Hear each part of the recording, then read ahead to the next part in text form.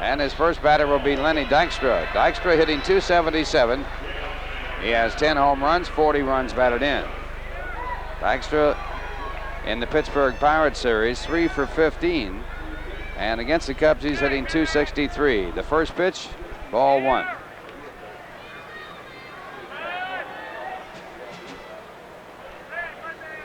Lancaster back to Dykstra, and this ball lined down the left field line, a base hit.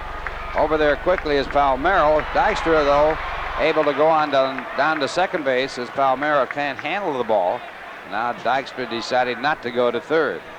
So a leadoff single or a possible double, we'll see how it's scored. Well, Lenny Dykstra hitting the ball the other way into fair territory. And Lenny, it's tough running down those baselines. There's a wet spot between first and home, and Lenny would not have gotten a double. Ordinarily, I think with the dry ground, if the running's good, Lenny has a double. But right there, he's able to advance to second base on the error. That'll bring up Tim Teufel. Teufel hitting .313, 12 home runs, 50 runs batted in. Batting .300 against the Cubs. Teufel with 2 home runs in the Pirates series. That series won by Pittsburgh.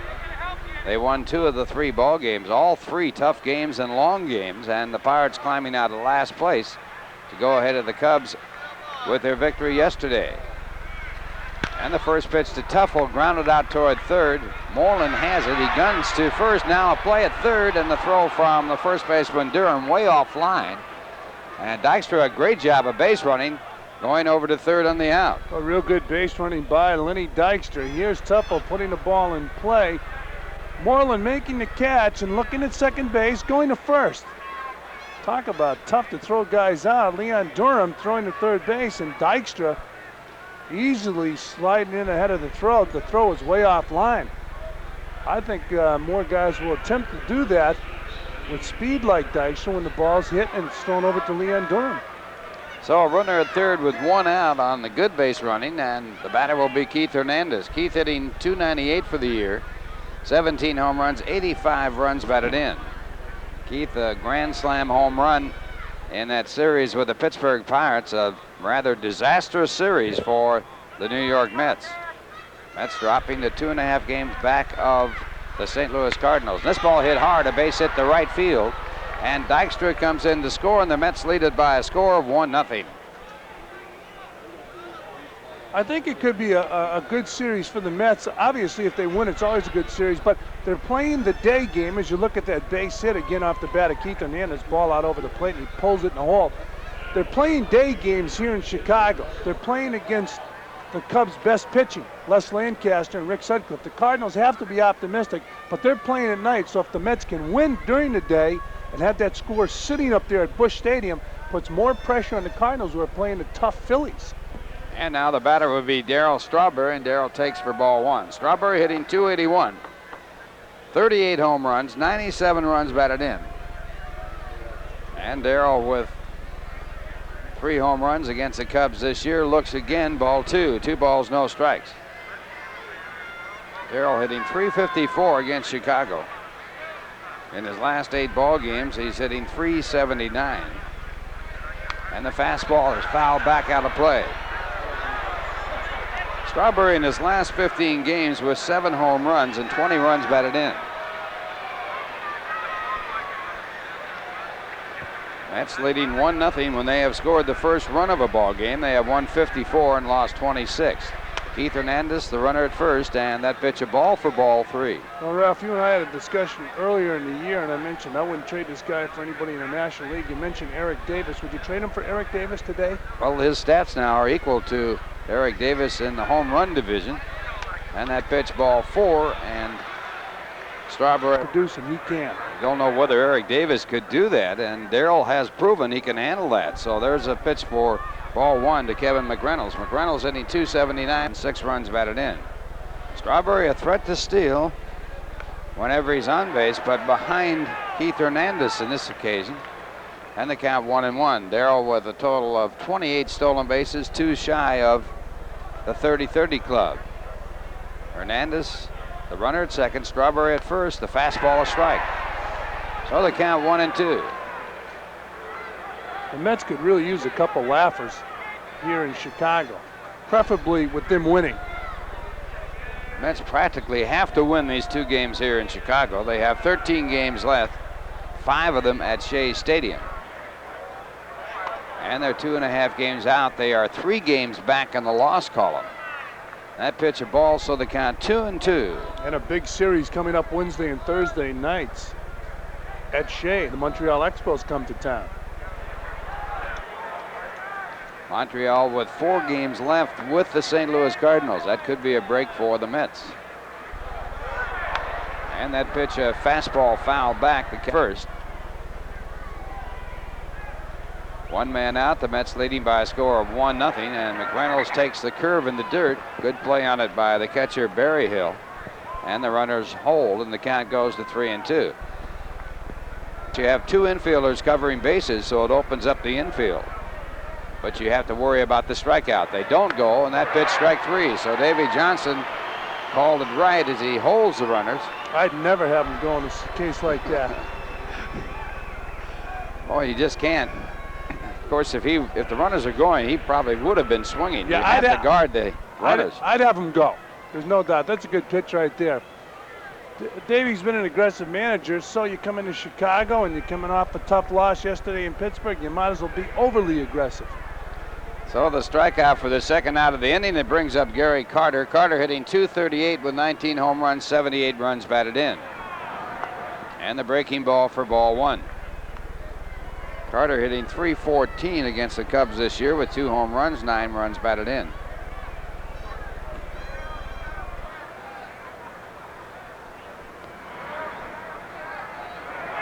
And the slider is hit out toward right field. Coming up, the right fielder Andre Dawson.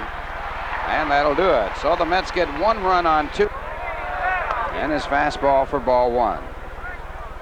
The Cubs against Dwight Gooden as a team hitting .232 with 7 home runs. That's lifetime.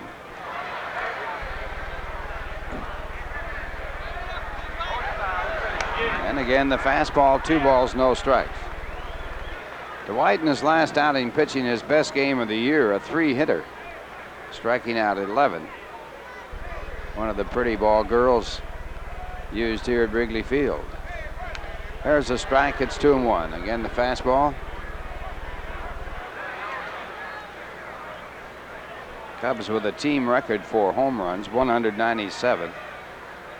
Record for most home runs by a team in a season, 221 by the 1947 New York Giants and the 1956 Cincinnati Reds. Ryan Sandberg is the on-deck batter as you look at Dave Martinez in the batter's box with a count of 2-2.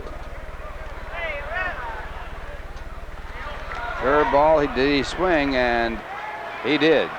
So Martinez struck out on the curve that was out of the strike zone. Well, Dwight with that sharp breaking curveball right there, getting Martinez. Hey, what though? If he had that curveball during the day that he had the other night, he's going to win. Doesn't make any difference night or day when you get that kind of stuff. And the first pitch to Sandberg is taken high for ball 1. Ryan hitting .295 for the year with 16 home runs, 58 runs batted in.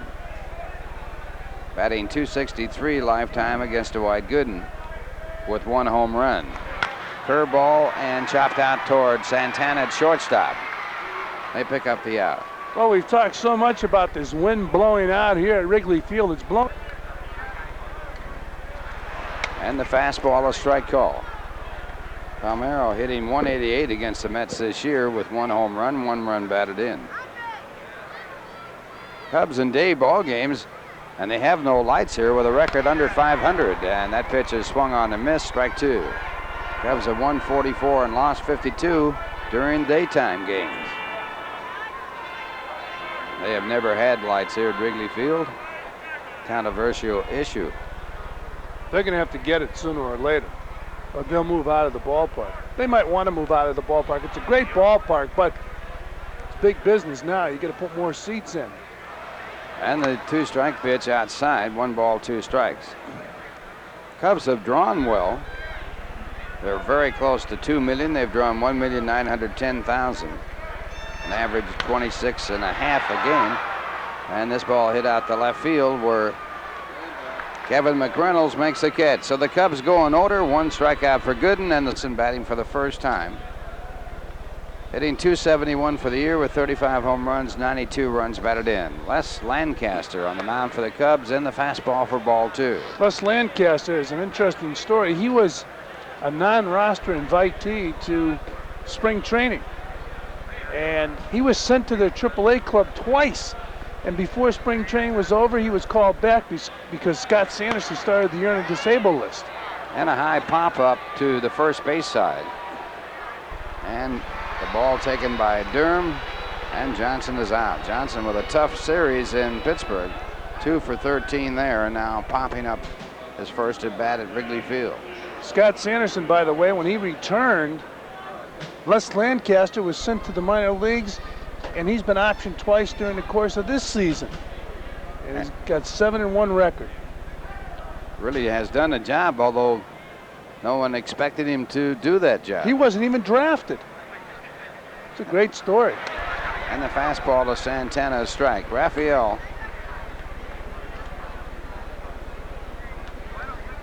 hitting .262 for the year, 5 home runs, 44 runs batted in, a career high in home runs with his 5. He has never had more than 1 home run a season until this year.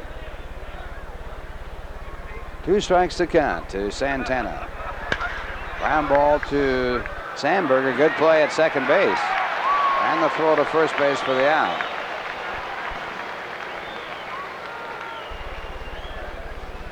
Ryan Sandberg, a fine play. And another look.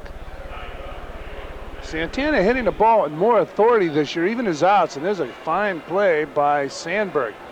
Santana looking better and better with the bat. I guess as you're more successful, you get more confident, and when you're more confident, you're a better hitter. And the first base to Gooden, a fastball for a strike.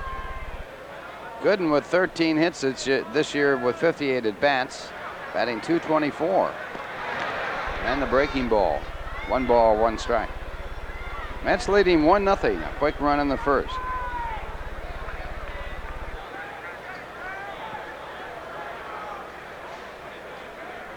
Gooden with 4 runs batted in. And he hits a fastball up the middle, and Sandberg the other way, ranging to his right, and Gooden beats the throw. Good play, though, by Sandberg, and he almost got Gooden with a spectacular stop and then a pretty good throw from a tough position. Well, usually when you're a second baseman, they don't expect this type of range. He's got great range. He's a shortstop in the minor leagues, and a fine off-balance throw. Nice stretch by Durham. Well, Sandberg can pick it. Another angle. He ranged far to his left. Now he's ranging far to his right. I'd sign that guy. Started his career with the Cubs as a third baseman, then moved over to second. He came up as a shortstop. So a base hit for Dwight Gooden. It brings up Lenny Dykstra, who has scored the only run of this game. Dykstra with a double. And he goes down. I didn't think the bat would have round. I mean, he stopped it with his body. That's a funny shot right there. He started and he tried to stop, and his momentum, he tried to stop his body momentum. When he did, he fell down. Davey's wondering what he was doing.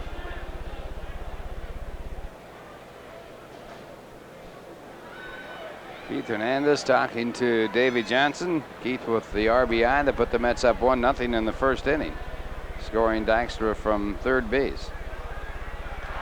And this ball hit to center field, a base hit. Gooden will go to second base and on to third. The throw properly goes into second base as Gooden goes to third. And the Mets with runners at first and third as Dykstra gets his second hit. Broken ankles do come when you go and try and break a slide. Yeah. Now the batter, Tim Teufel, he takes a fastball for ball 1. Teufel grounded out his first time up.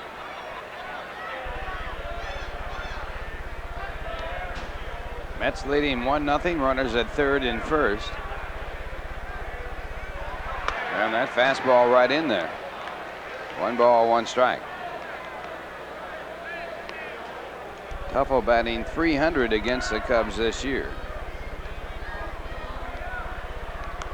Dykstra draws a throw at first base. Very cool afternoon here in Chicago, and definitely a threat of rain.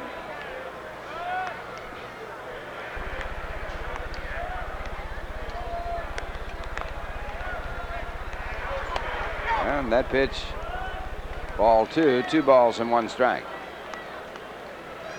The young catcher, Berryhill, has a fine throwing arm. Threw out 42% of the runners who try to steal on him in AAA ball. And the umbrellas are coming up as it is starting to rain. Check swing, foul ball, the count 2-2. Talk about 40% and 35% of throwing out guys that are attempting to steal, and that's excellent today. About 20 years ago, if you didn't throw out 65, 70%, you were a bad throwing catcher. This ball hit hard to third, taken by Moreland. He goes to Sandberg covering at second for the force play that ends the inning. Frank Lucchesi of the Cubs has been suspended for 2 games. Lucchesi is appealing the suspension. In other news out of baseball today, the players, I guess from what Bob Murphy says, he came over to ticker tape. Players supposedly won the arbitration case. And that means that compensation will be determined as to the case that was before arbitration on collusion. Andre Dawson, the batter, 288 as a average this year. And this ball hit down the right field side. It's foul. You know, Murph's on top of everything, isn't he? He's the head hopper of baseball. Dawson leads the league in home runs with 45. Also the league in RBIs with 126 and having a great year. And he came over here to the Cubs as a free agent and signed a contract considerably lower than the one he had and had been offered by Montreal. He showed me a lot of, I guess it would be called intestinal fortitude or guts, whatever you want to say, to leave a ball club where he was offered that kind of money, and he made a professional decision to come to a ballpark he's comfortable in, and also that's good for his legs, and he's produced. He wanted to play on grass. He did not like the artificial turf, and he's having some sort of year. Gooden on the mound, and the fastball hit on the ground to Tuffle. Throw to first base for the out. I haven't seen. Last 11 games, he's had 5 home runs, 12 runs batted in. Durham hitting .277 for the year with 27 home runs, 62 runs batted in.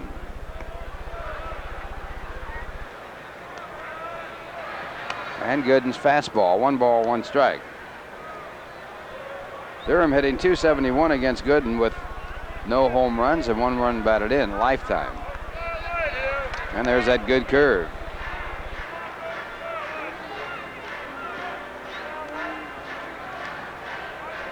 A rainy day in Chicago. Very light rain falling. And this fastball fouled off, so they count 1-2. Gooden with a record of 14-6. Lifetime, he's won 72 and lost 25. Amazing 1-loss percentage. And the youngster with the 1-2 pitch, a fastball hit on the ground to Keith Hernandez, who digs it out. 2 men out. Against Dwight Gooden lifetime, and the fastball up the middle, a base hit. So the first base runner for the Cubs.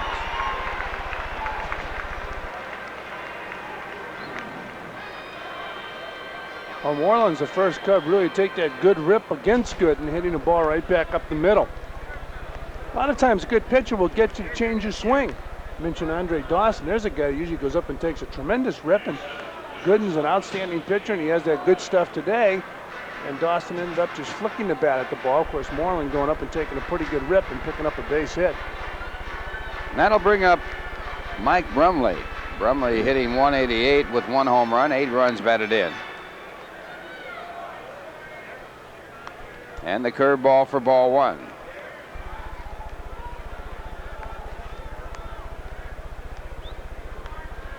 Gooden last year 2-0 against the Cubs. This year 2-1.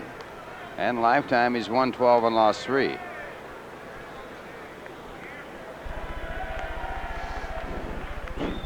Mets off of 3 long, tough games in Pittsburgh. All of the games over 3.5 hours long. And a swing and a miss. And this is the anniversary date of a game played September 21st, 1919, the fastest game in Cub history.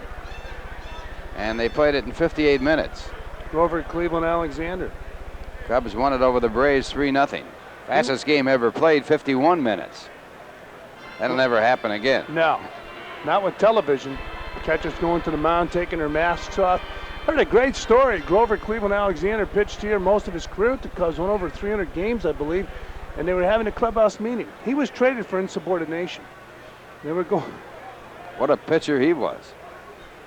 This ball fouled away. In the clubhouse meeting, they were going over the hitters, and there was a guy that had played with the Cubs. They traded him away like 2 weeks prior to this clubhouse meeting, and the manager, Joe McCarthy, was going over the hitters, and he said, if this guy reaches second base, this is what we're going to do. And Grover Cleveland Alexander said, if we thought he could reach second base, why did we trade him? And about a week later, Grover Cleveland Alexander was history. He was gone. And that pitch in there, strike three. The curveball gets him. Second strikeout for Gooden. The Giant Ball Club, they'll win it for the first time since 1971 when McCovey, Mays, Healy, Marichal, and Perry led them to a victory. Healy is in there, huh? Yeah. Fran Healy. You got it. The heavy hitter. That's right. McCovey, Mays, and Healy. Not necessarily in that order.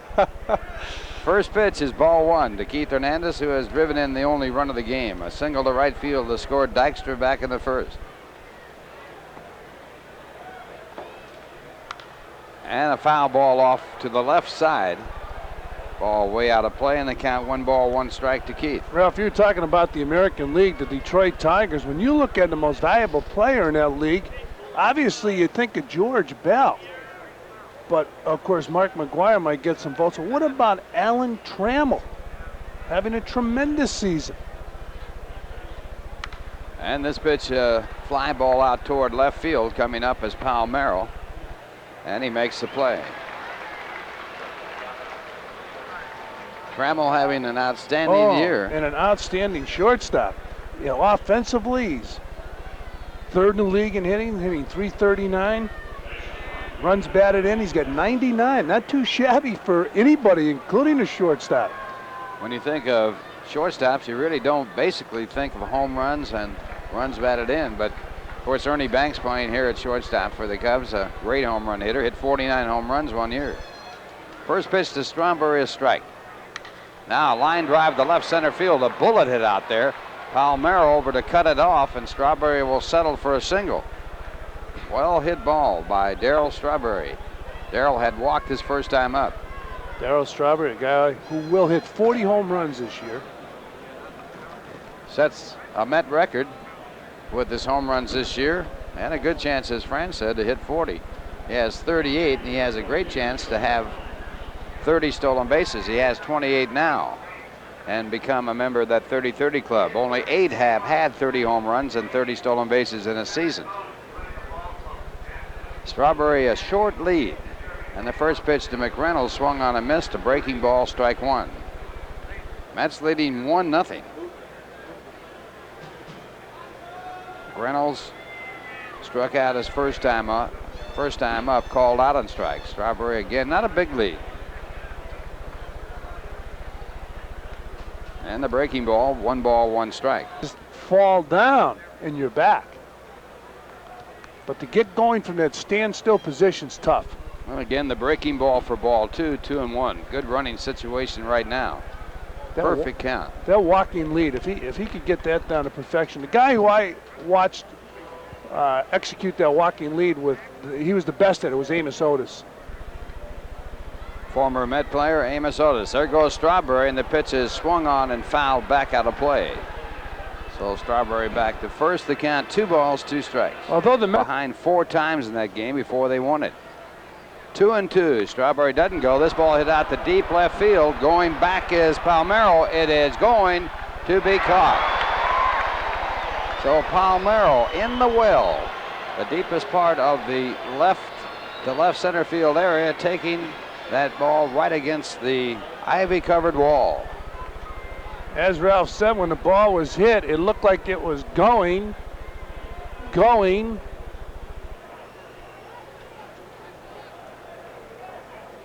Caught. So Strawberry back to first, and now the batter will be Gary Carter. Carter flied out to right his first time up, hitting .238 with 19 home runs, 78 runs batted in. There goes Strawberry. The throw down to second in plenty of time, but the ball in the dirt, and because of that, Sandberg, the second baseman, had to come up, and he couldn't get to Strawberry for the tag. So there's 29 for Darryl Strawberry. And I mentioned Berryhill before, throws the ball pretty well. And here he gets rid of it in a hurry. Boy, real quick release. But what happens is when it hits the ground and you got to give with the ball, Sandberg's hand obviously had to come up. And that's how Strawberry get under the tag. Stolen base number 29, and now Carter hits it on the ground to the shortstop, Brumley. And the throw to first base held on to by Durham as he makes a fine stretch for the throw. That retires. Naaman at Iowa this year hit .287 with 18 home runs, 67 runs batted in 121 games. And facing Dwight Gooden. And the fastball popped up. Carter with the play. So one pitch and one away. That'll bring up Lester Lancaster. Gooden has struck out 2 in his first 2 innings. Giving up 1 hit, a single up the middle by Keith Moreland. And now pitching to the pitcher, Lancaster. Lancaster with 4 hits and 41 at bats.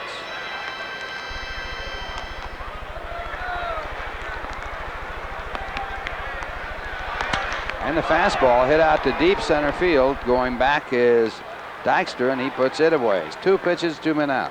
How'd you find it as an outfielder when the ball was hit up and the rain was coming down? Well, it makes it a little bit more difficult because you do have some rain hitting you in the face. You know, I can't ever remember it ever getting in my eyes. Is that right? Yeah.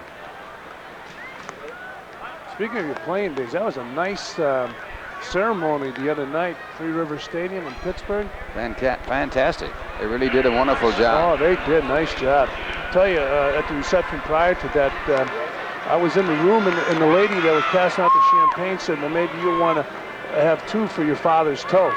I said, what do you mean? She said, I thought you were Ralph Kenner's son. Do you believe that? Well, I didn't know that. That's a disaster.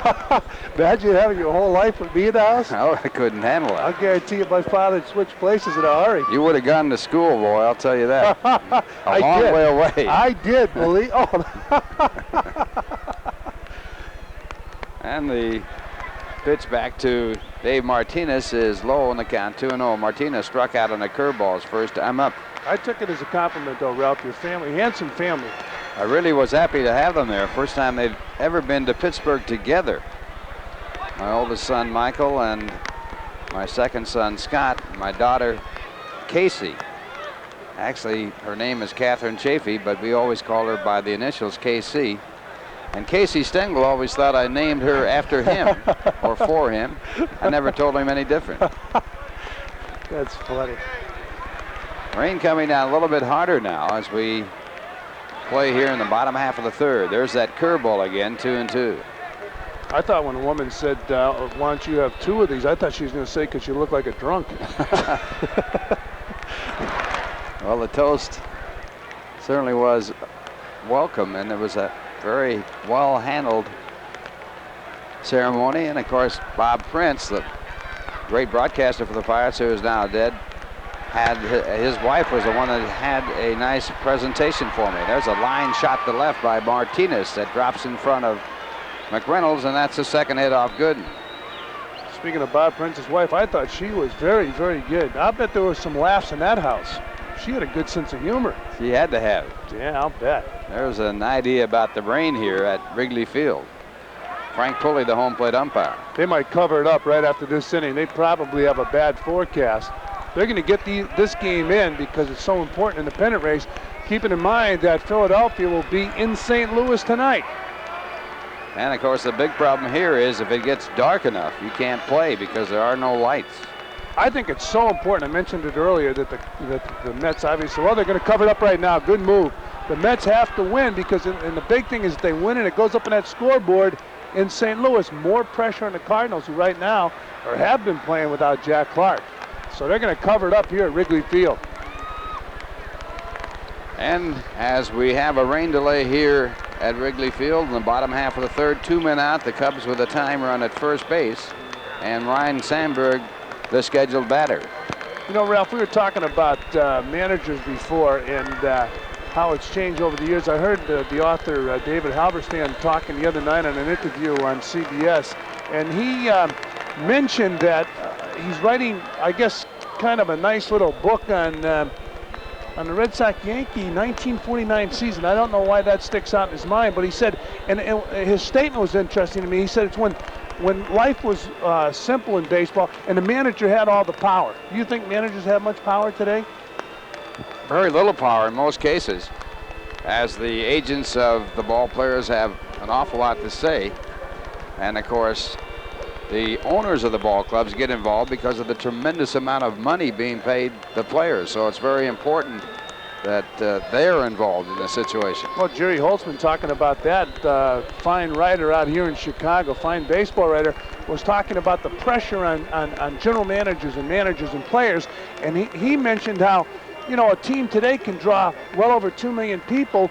And I never realized this in, say, 1940, the whole league would draw a little over 2 million people. I never realized that. The Cubs were the first team to draw over 1 million people, and that was back, I believe, in the 30s. And they drew 1.4 million that year, and that was unheard of.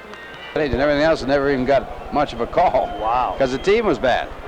Now it's 2 men away, and the throw to first base as Dave Martinez gets back safely. Mets leading 1-0. They scored in the first, and we're now in the bottom half of the third. You still haven't answered the question. Should you have won? Well, I'll modestly say yes. All right, that's what I like to hear. Another throw to first, and this one closer as Martinez dives back. The Cubs are last in stolen bases in the National League. They have only 99. But of course, they play in this ball club where the home run is prevalent, and they lead the National League in home runs with 197. I think they should still combine speed with power.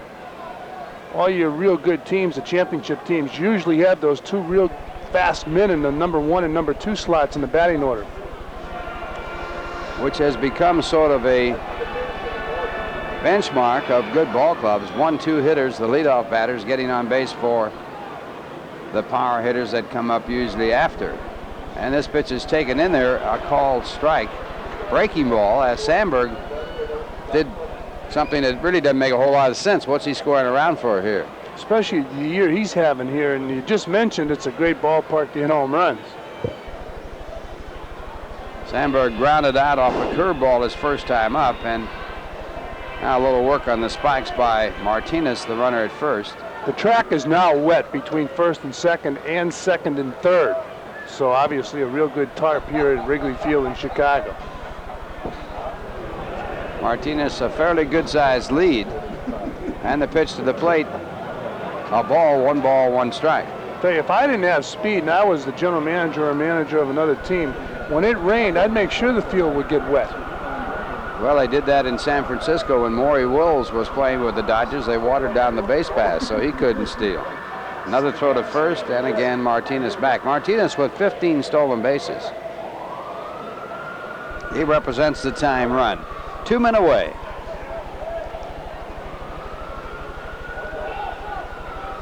And the runner going with a pitch, but Sandberg fouls it off as he swings away, and the ball goes back into the stands. So that puts the count at 1 ball and 2 strikes.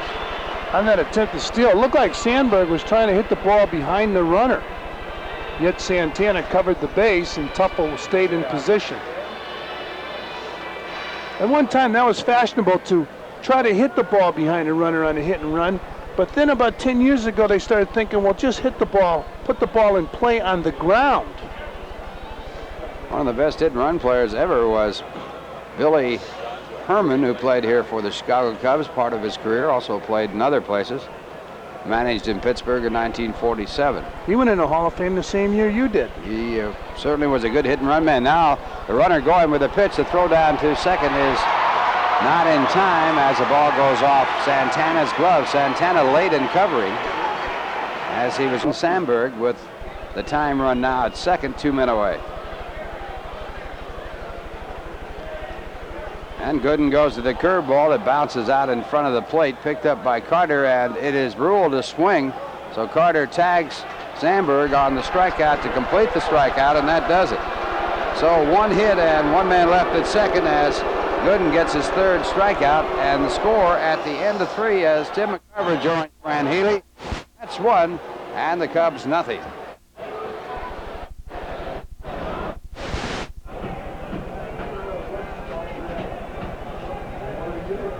World. A lot of Parises, but only one Chicago. Good point. So just forget Illinois? Yeah, forget it. Scratch Illinois. Okay. This So is we're the in Chicago. town that Billy Sunday could not shut down. That's right. There's only one of them. State Street, a great street. I like it. That should be a song. 1-1 at Howard Johnson. How about Rush Street? Asked Harry Carey about that. He's the king of Rush Street. And this check swing to end the 3rd inning. Gary reacting very well. A good play by Carter, and Sandberg, the 3rd strikeout victim for Dwight Gooden. And a 1-1 pitch to Hojo. Outside. 2-1. Les Lancaster, 7-1, pitching against the Mets. Tomorrow, Rick Sutcliffe.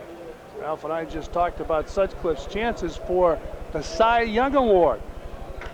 There's a shot to right, but Dawson's there, and it's off the wall. Well, that ball was scalded. Johnson heading for 2, and he's safe. Well, he got to be a spectator again, and Howard Johnson was almost walking to first base. Almost walking to first. He does not run hard. He thinks he gets enough of it. And I'll tell you, Fran, I'm not often understanding as far as guys not running hard, but I can understand power hitters who don't run hard to first base, because it's almost as though they want to admire their work. They're like an artist. They want to stand back and look at what they've just done. I had 97 home runs in 18 years, and I got around there in a hurry, pal, because I was not used to any kind of home run trot. But, I mean, you know, especially today, it's almost like a style. You got to look like it's good. There's a drive to left field off the bat of Santana, but the wind keeps it in. And Hojo tagging, heading for 3rd.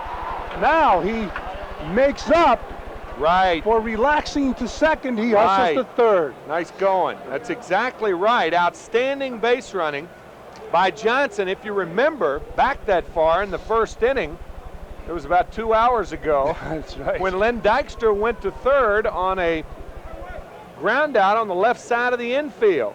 Palmeiro really not anticipating Johnson running, not in real good throwing position, and that could have cost him. But really, Johnson should be given credit right here. Outstanding base running. And with 1 man down, the batter will be Dwight Gooden. The infield is in. Gooden had an infield hit his first time up. Good rip by Dwight Gooden, fouls the ball off, 0-1. You know, we were talking about the home run trot that Howard Johnson went into when the ball hit off the wall. He had a hustle to second base.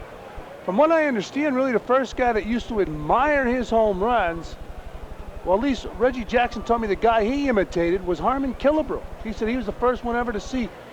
Killebrew was the first one he ever saw hit the ball out and watch it. As Gooden takes inside, 1-1. I remember Hal McCray. First of all, I never understood guys who imitated people. Nah. Well, anyways. Did you ever try to imitate anybody? Nah. Neither did I. I didn't understand that. Well, home run hitters are all doing it now. Somebody starts it, and I guess everybody else falls in line. That's exactly right. I remember Hal McCray asking Harmon Killebrew about that. 1-1 on Gooden. He gets jammed, and it's caught. Broken bat, and Gooden's not happy. Well, that gives you an idea of what kind of competitor Gooden is. That's one way to look at it. The other reason he might be slamming his helmet down is his hands hurt. Spoken like a ball player. Yeah, it hurts when you get jammed that bad. It hurts your feelings and it hurts your hands. And primarily it hurts the feelings in your hands. Well, anyways, now with 2 men out, Lenny Dykstra will be the batter. Runner still on 3rd base. Howard Johnson, 1-0. The Mets on top of the Cubs. We're in the top of the 4th. The sun has broken through. Dykstra takes down low, ball 1. He's 2 for 2 in this ball game. The Mets 2.5 behind the Cardinals. Tough loss in Pittsburgh yesterday. The Cardinals will take on the Phillies later on tonight in St. Louis. 1-1 on Dykstra as he fouls the ball off. And the Montreal Expos will take on the Pittsburgh Pirates in Montreal. In that game at St. Louis, John Tudor 7-2 against Don Carmen, 11-10. 14 games left to play for the Cardinals, 13 including this game for the Mets. A great pennant race here in 1987. Dykstra bunts the ball foul. Luckily for Lenny Dykstra because he pulled the bunt. Yeah, Durham was guessing right with Lenny. He had come in at first base. Swung on and missed. Good fastball from Lancaster, striking out Dykstra. So the Mets strand Howard 8 against David Cone, who's 5-4. Palmeiro takes down low, ball 1. Palmeiro 0 for 1 in his ball game.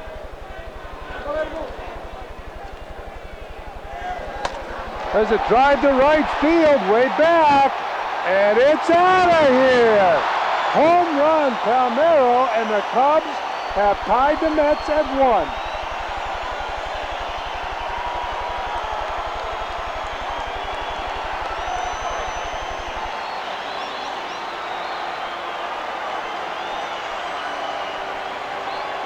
Home run number 10 on the year for Rafael Palmeiro, and it seems like every year he hits at least one home run against Dwight Gooden.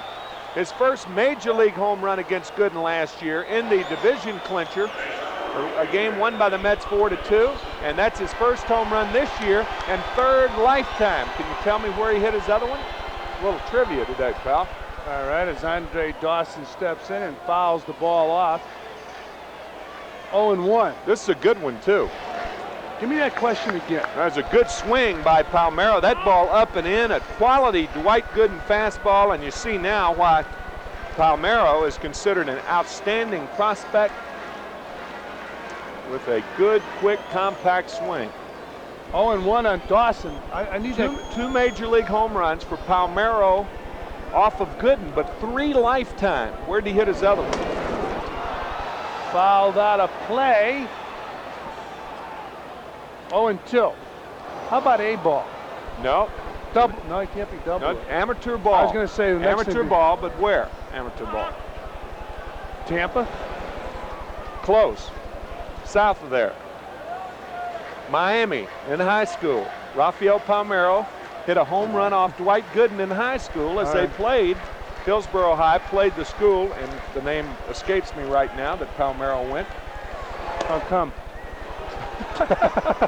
You had everything else. It's one of those 90% trivia questions. It was excellent, I got 90% of it right. I like it when somebody asks a question like that. 1-2 on Dawson. He slaps the ball to first base. Keith Hernandez makes the play. How about that play? Look at that. So, nice play by Keith Hernandez. Now, let me just think about this for a second. I know some high schools in Miami. How about Jackson High School? You really have to hand it to Keith Hernandez, don't you? Excellent play. So, 1 man down. How about Jackson High School? That's a name, a high school I used to drive by when I was in the Miami area. South Dade High School, attended by Kurt Bavacqua and Steve Carlton. They're probably very proud of Steve Carlton. Who is? That high school in Miami. Oh, most certainly. It was Jackson High School. Nice going. You got the other 10%. It was Jackson High. Oh, Ralph's got it. Oh, y'all tricked me. There's a strike, 1-1 on Leon Durham. So one time, Jackson played Hillsborough of Tampa, Jackson of Miami, and Palmeiro hit a home run off Gooden. Was it the state championship? Probably. We don't give probablys.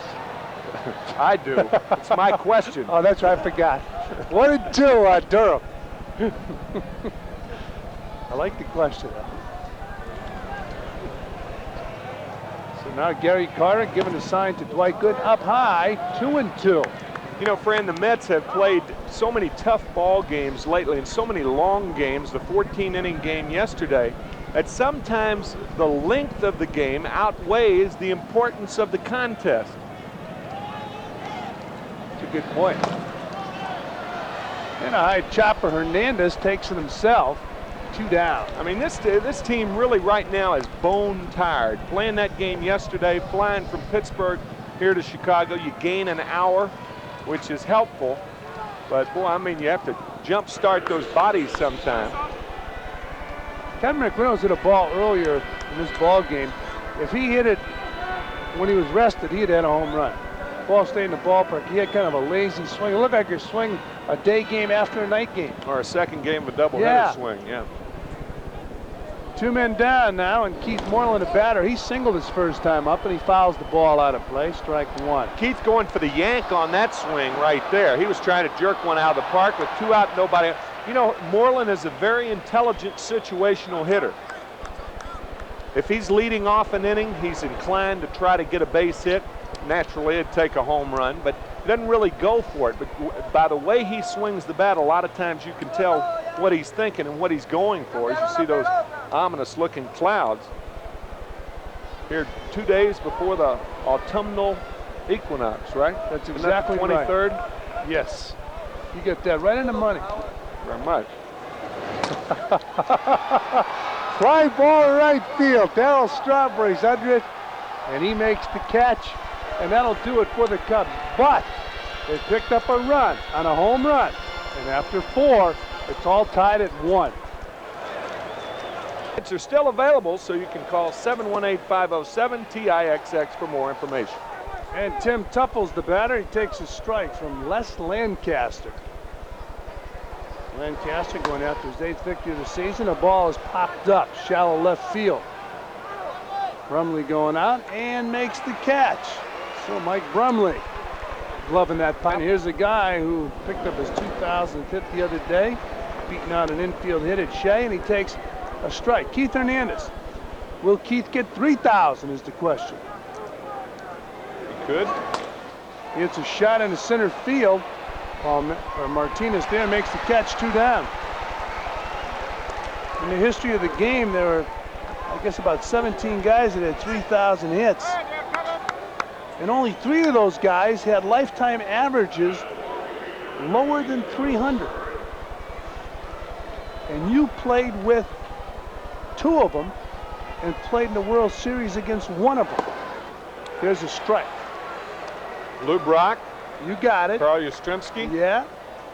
And who was the other one with whom I played? Played against in the World played Series. Against. Played against 2 and with 1. Yeah, you mentioned the 2 you played with.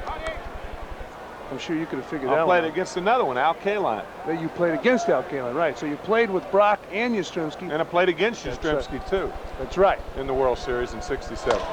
There's a ground ball to second base. And that'll do it for the Mets. Here in the top of the 5th. They fail to score.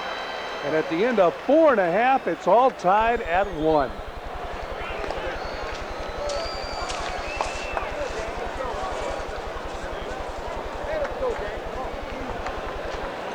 Well, that's the second part of the quiz. What's that? Second part? That's the second part of the quiz. Well, no, don't. What did you say, Tim? Kaline didn't hit 300 No. lifetime? No. What, 297 or 8? 297.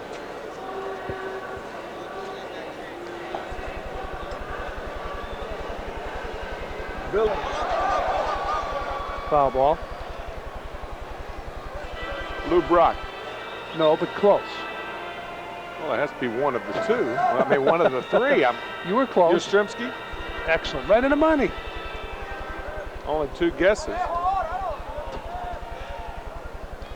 That guy enjoying his day, but not doing a lot of business. No. No. Business is slow. That's a nice shot, nice warm shot by Arnie. Taking a split feed today from Chicago. And the 0-1 pitch of Brumley up high, 1-1. Yeah, Arnie was kind enough to shoot an interview I did with Harry Carey before the ball game. He's quite a character, Harry Carey. You know, he mentioned something that a lot of people don't recall in a hurry as the fastball is up high to Brumley, 2-1. When you think of Harry Carey today, you think of him as a Cubs broadcaster. He's only been doing this with the Cubs for 6 years. With the crosstown White Sox earlier, he was with Oakland for 1 year and 25 years with the Cardinals. Foul out of play, 2-2. In fact, Harry grew up in St. Louis. I'm aware of that. Yeah, you got Harry down to perfection.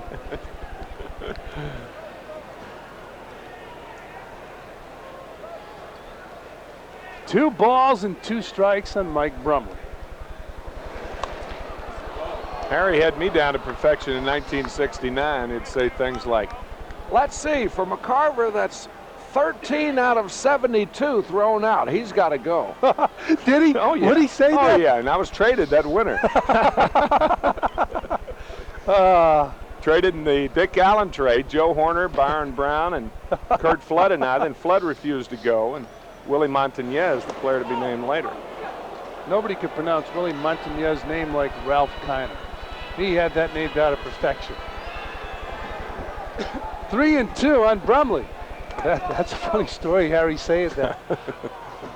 He's got to go. Fly ball, center field, it might drop, and it does. So the Cubs have their leadoff man on first base here in the bottom of the 5th. Well, a little dunker right there. The wind is blowing in, and you know, I don't think it's really fair to criticize a deep outfield when the first ball drops in, but you do try to check the flag, and the one thing you try to prevent is for it from happening again. So with Brumley up the next time, you just can't play in the same depth, because he's not going to drive the ball the other way. If you're going to shift him around the other way, just play him more shallow and shorten up that way. And Brumley leading off first base, the batter Damon Berryhill, who popped Carter his first time up. There goes Brumley, and Carter could not handle the ball out of the glove. A lot of times you try to get it out of there in a hurry and start slipping and sliding in the bare hand.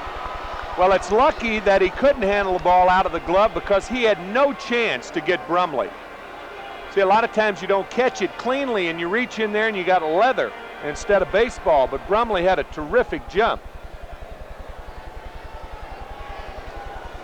So runner now in scoring position, still nobody out. 1 ball, no strike count on Berryhill.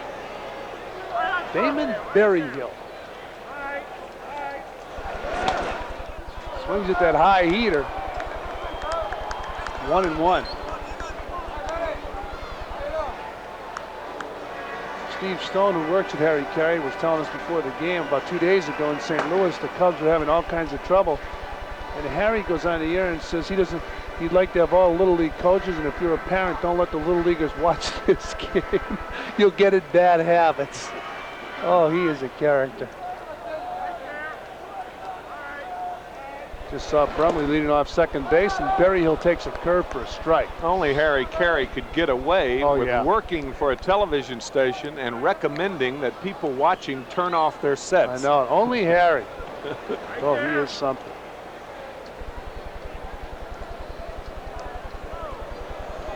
There's Brumley.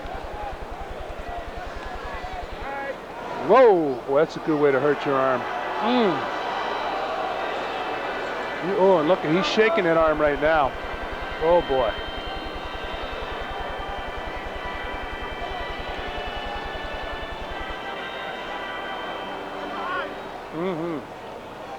Well, right now, Dwight Gooden, he was shaking that arm a moment ago. 1-2 pitch. Fly ball, left field. McReynolds is there, and he makes the catch.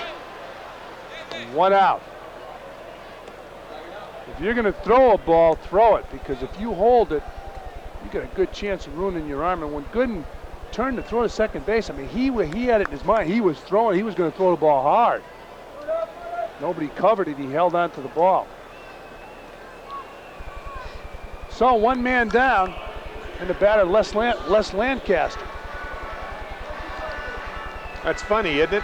I mean, you can actually hurt your arm more by not throwing a ball and going through the same motion than you can by throwing a ball because of leverage, I suppose. They say that deceleration now on the arm is something they're looking at as far as his arm problems is concerned. And right there, Les Land does now. I mean, you know, if you bunt a guy to third base with 2 outs, there's no advantage there. And he swings and fouls the ball off, 0-2. That was one of those semi-drag bunts, right? Wasn't even drafted, was signed as a free agent. He gets invited to the Major League camp this year, is shipped back to the minor league camp twice in spring training, finally makes the Major League club because Scott Sanderson was injured to start the season, was sent to the minors twice during the season, and now he's 7-1. Talking about Les Lancaster. Foul off, 0-2. First off, the chances of somebody making the major leagues that's not drafted today, chances are very slim.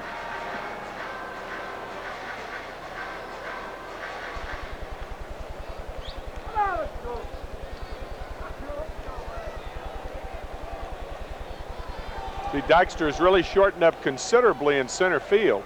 That's proper with that gale blowing out there. There's a strike, strike 3.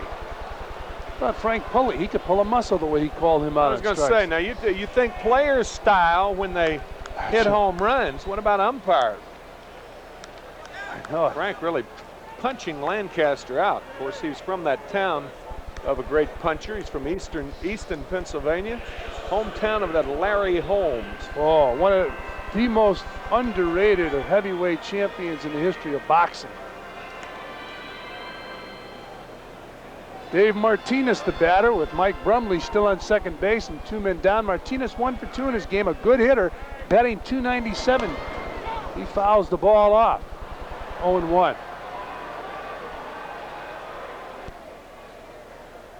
You heard Skip Carey's line, didn't you? Here recently, when it was raining, it started to rain, and Martinez was the hitter, and Skip said, "Now I guess there's no such thing as a dry Martinez." Skip is quite a character, the son of Harry Carey, Yep. we talked about a few moments ago. Skip, a great broadcaster with WTBS, carry all of the Atlanta Braves games, and a good buddy. I grew up with Skip, really, in St. Louis. Came up when I was 17, and Skip about that same age. We're about the same age. Martinez going for the breaking ball in the dirt. And Doc's ahead of Dave, 0-2. So no balls, 2 strikes, and at least a dry martini right now. Dry Martinez, I should say. You don't want to be saying martini out of the air.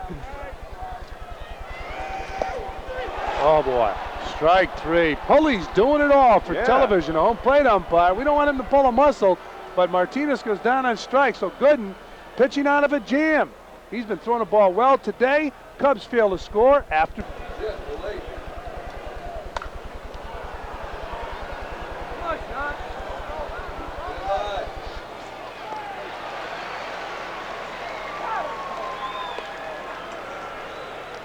While we were away, Kevin McReynolds popped up to shortstop Mike Brumley, so there's 1 man down here in the top of the 6th inning. We got an old-fashioned pitcher's duel. Well, that breaking ball up in the strike zone, and Kevin just gets under it, and Brumley squeezes it. Les Lancaster pitching now to Gary Carter, strike 1. A good fastball. Carter 0 for 2 in his ball game. Carter batting .237 coming into today's action. That's with an 85-64 record as Carter pops the ball up center field. And Martinez makes the catch. 2 down. Town, Milwaukee. It really is a nice town. And Howard Johnson, the batter, takes a strike. 0-1. By the way, Milwaukee and the Yanks with identical records, 82 and 67. 8.5 games out of first place.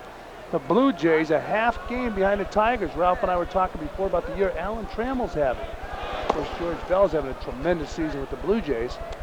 1-1 on Hojo, who's also having a great year.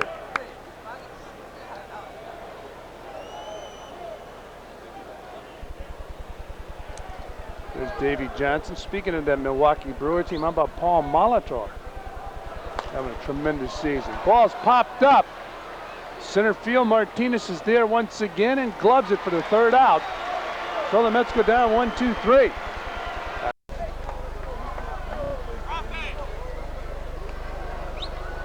Second baseman.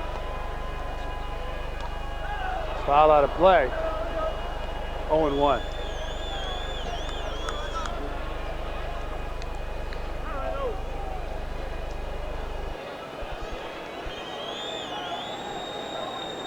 White Gooden has a good curveball today. Gave up a home run to Rafael Palmeiro. Other than that, he's been throwing the ball very, very well. 1-1 on Sandberg.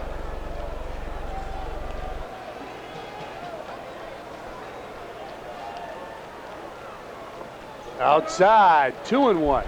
That was the first home run given up by Doc in his last 7 starts. The last home run given up to Bob Brenly back on August 18th. So that's the amazing thing about Gooden, is that he's a high ball pitcher but doesn't give up that many home runs.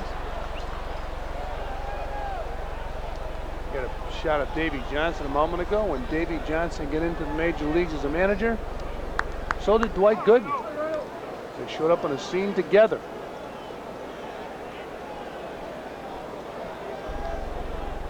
Keep in mind, tomorrow afternoon, these same two teams go at it, the Mets and the Cubs. Sutcliffe against Cone, fouled off. Count stays 2-2. Tonight in St. Louis, the Phillies will take on the Cardinals. In Montreal, the Pirates will take on the Expos. 2 weeks left of the season. Less than 2 weeks. 13 days, including today. Foul out of play. So the count stays. It's a Friday night game. A Saturday game will carry on Sports Channel, and then an afternoon game on Sunday. And there's a ground ball base hit for Sandberg. So once again, the Cubs have their leadoff man on base. He has 19 stolen bases, so you can watch him. Excuse me, friend. They've done it the last 3 innings. The home run by Palmeiro to lead off the 4th, a single by Brumley to lead off the 5th, and now Sandberg. And the Cubbies with 2 stolen bases. So I guess you could look for Sandberg to steal also. He has 19 and 21 attempts.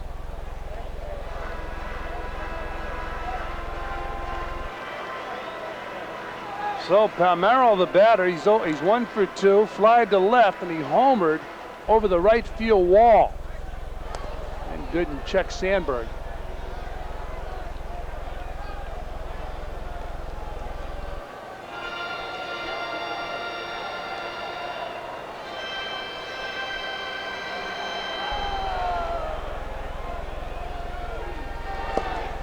There's a ball outside. Home plate umpire Frank Poley at first base, Steve Ripley, Dana DeMuth at second base, and Greg Bonin at third. For the Mets in the infield, Hernandez, Tuffle, Santana, and Johnson. Left to right in the outfield, McReynolds, Dykstra, and Strawberry. Sandberg leading off first base. Carter doing the catching, and Gooden on the hill.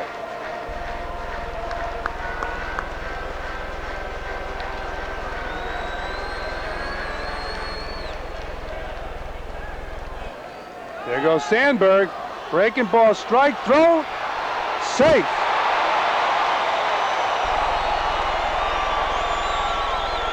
Well, the 3rd stolen base of the ball game, and none of which Gary Carter was responsible for. The curveball, and Gary makes a perfect throw. Good strike, and he was in there, it appeared, just barely. Good call by second base umpire Dana DeMuth. Yeah, he was right on top of that play. Yep. So 1-1 on Palmeiro. Davey Johnson looking on.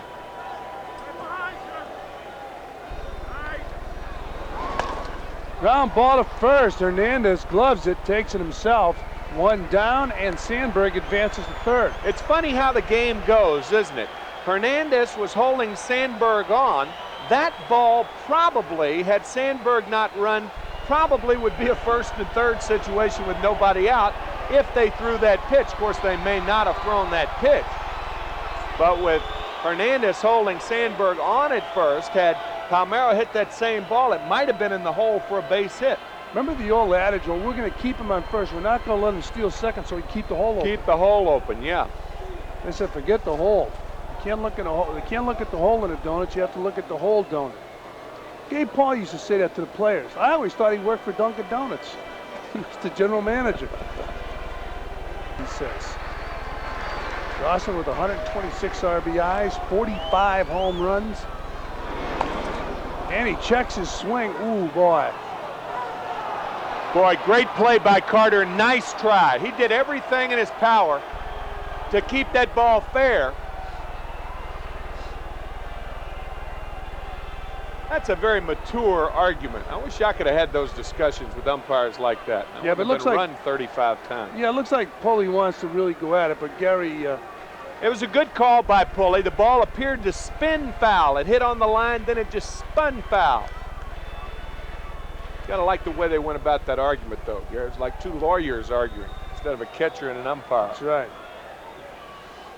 Pulley doesn't want to be shown up, I'm sure. There's Sandberg leading off 3rd base with 1 man down here in the bottom of the 6th inning.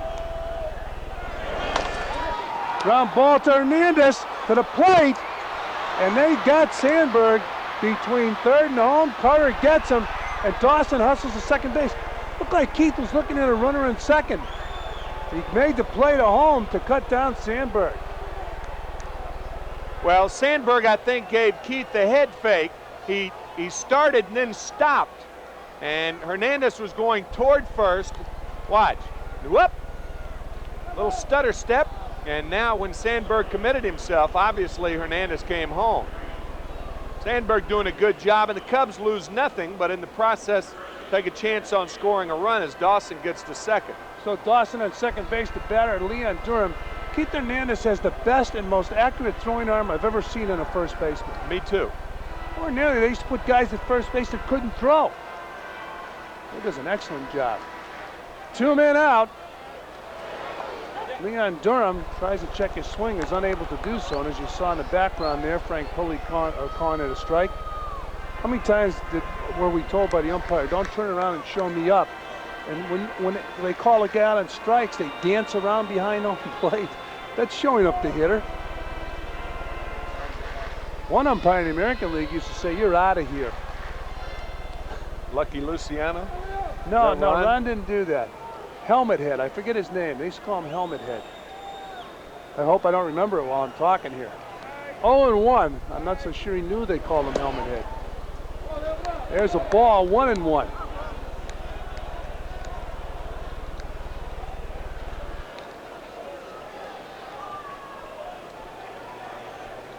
Gary Carter touching the chest protector, which could be a sign, might not be a sign. Might be an indicator, might not be an indicator, and the ball's down low, 2-1. That was an interesting breaking ball there. That was almost a slider, pardon me.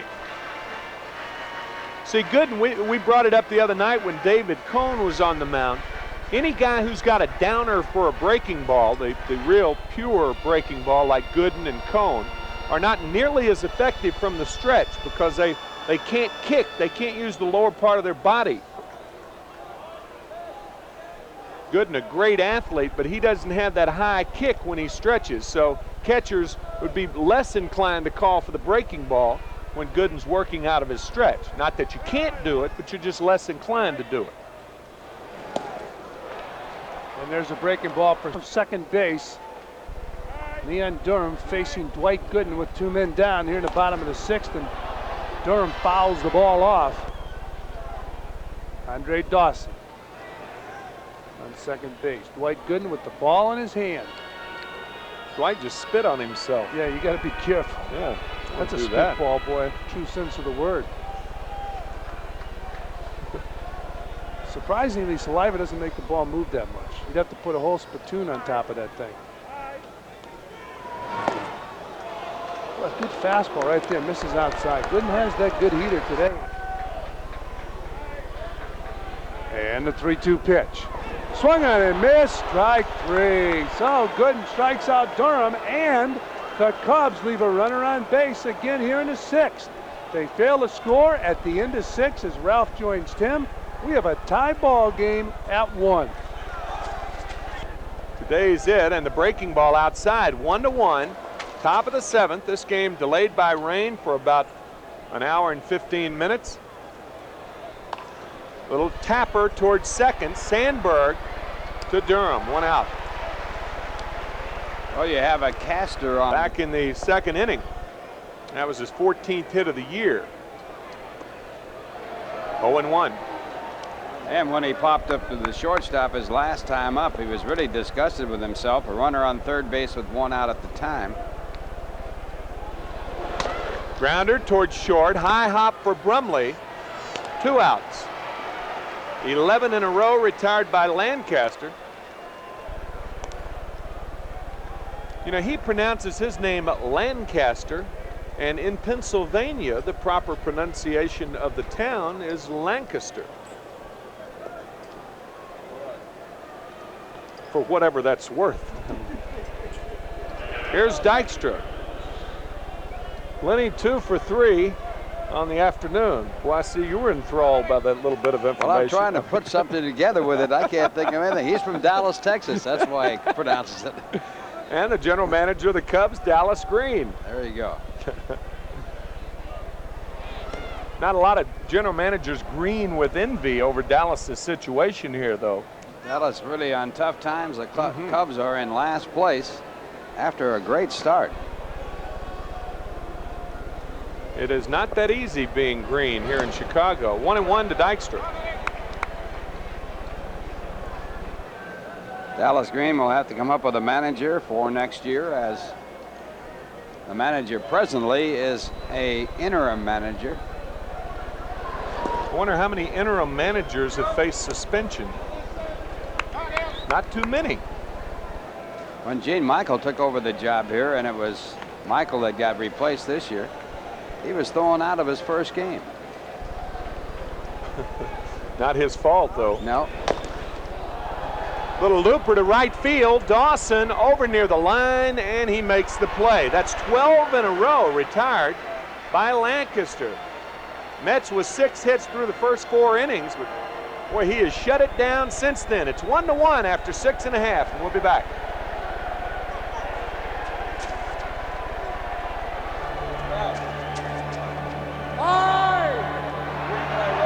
Let's sing in the rain. A 1, a 2, a 3. Me out to the ball game. Take me out to the crowd. Buy me some peanuts and Cracker Jacks. I don't care if I never Do it, Harry. All right. What's this thing? What's the thing say? If they don't win, it's a shame. For it's 1, 2, 3 strikes, you're out at the old ball game. Hey, get some run.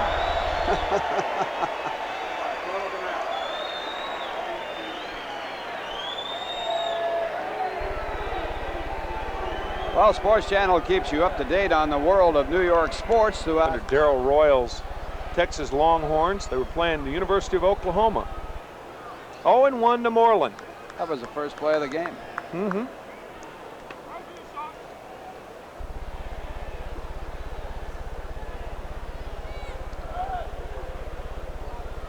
We mentioned the last start for Gooden.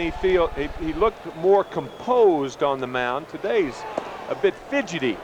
Maybe he fidgets more in day ball than he does at night ball. And he does have a very unusual record. His night game's much better with the wins and losses than day games. He poo-poos the idea.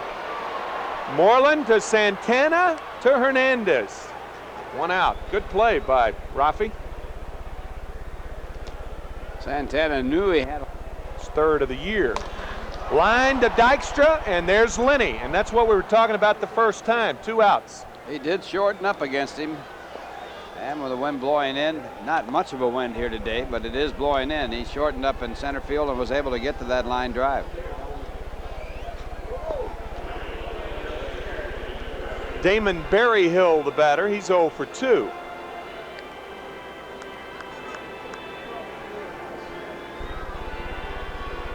Bottom of the 7th, 1-1 ball game. The Mets with 1 in the first, and the Cubs with 1 in the 4th. Rafael Palmeiro's 10th home run of the year. Swing and a miss on the breaking ball. 0-1.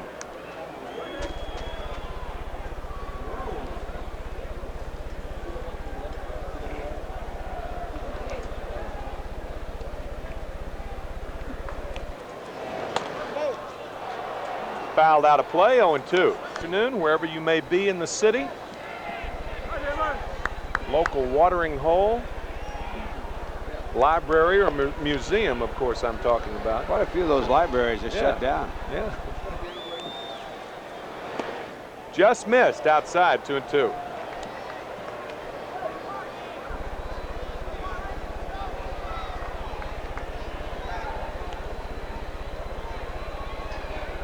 Love conquers all. So does yawning.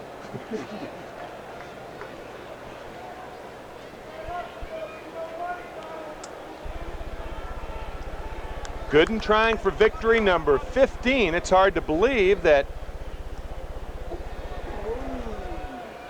Gooden, 14-6 already, and his first start wasn't until June 5th.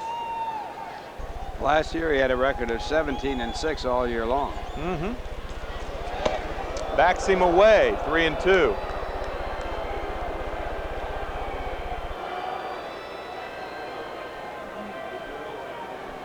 I like this young Berryhill. I think he's got some good actions behind the plate.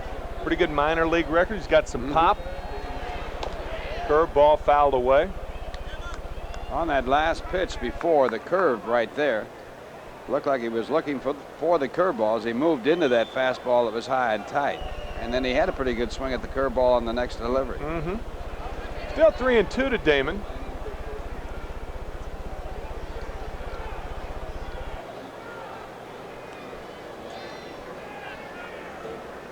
Played at Iowa last year and hit .287. Fouled out of play again.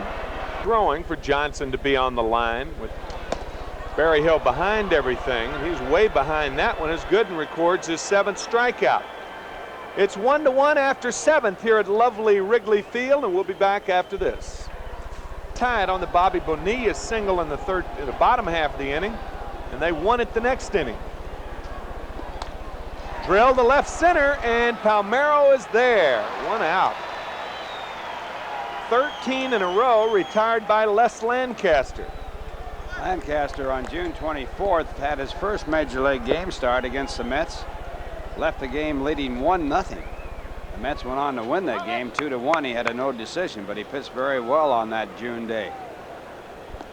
Talking to the Cubs coaches, John Vukovich in particular, he says he really likes Les Lancaster. He likes his approach, his work habits.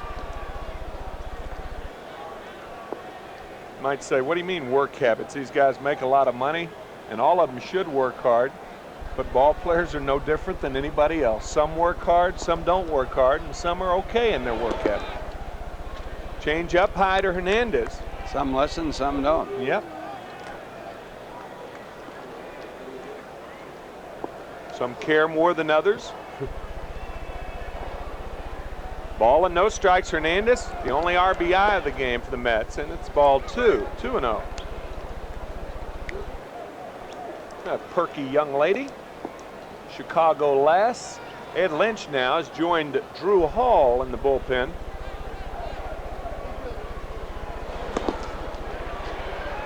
Slider for a strike, 2-1 to Hernandez. Lancaster due to be the leadoff batter when the Cubs come up in the 8th. So Frank Lucchesi, the acting manager, always prepared. Even in the clubhouse. He's in the clubhouse now. That's right. He's suspended, isn't he? Yeah. Run from the really comical from what we understand. In the game yesterday in St. Louis, the 3-1 pitch to Hernandez coming up. In the game, Lucchese arguing with home plate umpire Joe West, and he was kicking dirt, but West was about 15 feet from him. No way you kick dirt that far. Then West decided since he's kicking dirt, he'll move out on the AstroTurf. So Frank started kicking AstroTurf. And it doesn't move. It does not move. But he was suspended supposedly for making contact with Joe West later. 2-day suspension. Set up on the flagpole in the minor leagues, wouldn't come down. He had to get the fire department to get him down. Hernandez jammed and he rolls to Durham. 14 in a row retired by Lancaster. One time Frank Lucchese was thrown out of the ball game and he sat down on second base and wouldn't leave. I was there. I wasn't the reason he was thrown out, I might add. For once. He was not taking up for me. Played for the Phillies 70, 71 and part of 72 for skipper Lucchese. Darryl Strawberry lines a base hit. That's the first base hit since the 4th inning for New York. And with Darryl at first, look for him to run. He already has 1 stolen base. Darryl with 29 stolen bases, 1 stolen base away from the 30-30 club. And he would join Howard Johnson if and when he gets that. Be the first time 2 teammates have had 30 home runs and 30 stolen bases on the same team. And here comes a little conference. Johnny Oates out to talk to Lancaster. He is the acting manager now. I doubt that he'll make a move here. Going to give Lancaster a chance to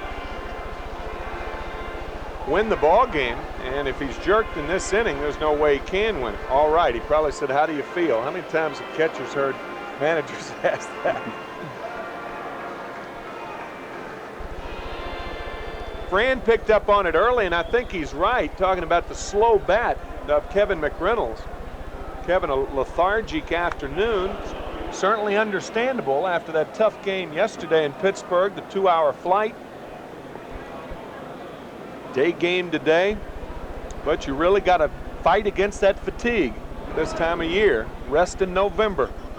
Otherwise, you're going to be resting in October. 1-0 to McReynolds.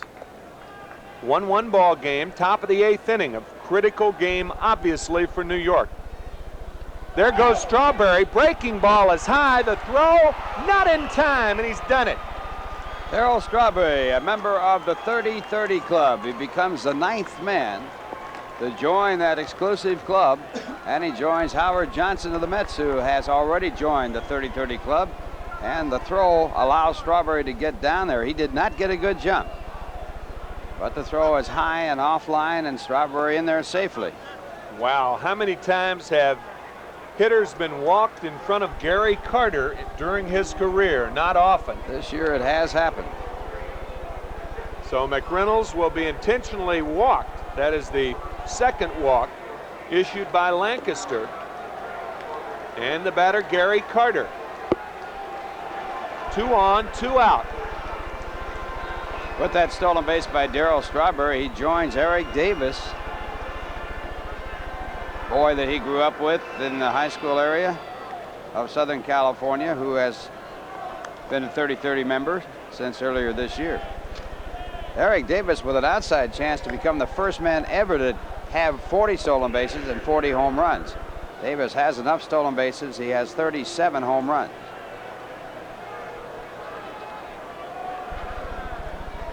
Cincinnati and San Diego off today. Ground ball in the hole, and Brumley knocks it down, and that was a key play. Playing Carter way in the hole.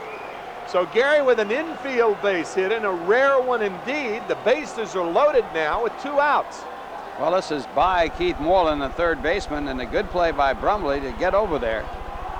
That ball ticketed to be a base hit, and that's going to be all for Lancaster. Gosh, why? With the bases loaded, a 1-1 ball game. No chance to win it the way that youngster is pitched. Bringing in a right-hander, Ed Lynch. Maybe less is Darryl Strawberry with 97, so Darryl just about a cinch. to have 100 RBIs this year. So Strawberry at third base, McReynolds at second, and Carter at first. It all happened with 2 out and none on. A base hit by Strawberry. He stole second base, his 30th of the year.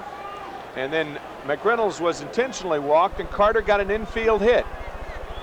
Now the outfield is playing deep, the wind blowing in from left field.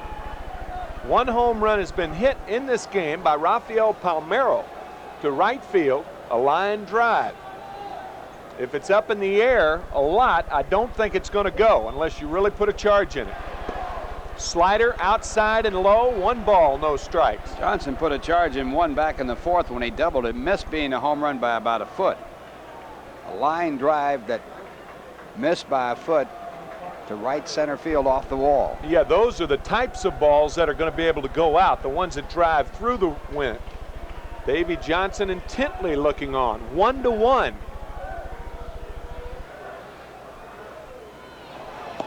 Slider for a strike, 1-1. Cubs have Lee Smith as their ace in the bullpen. He has 36 saves, but he seldom comes in a ball game unless the Cubs are ahead.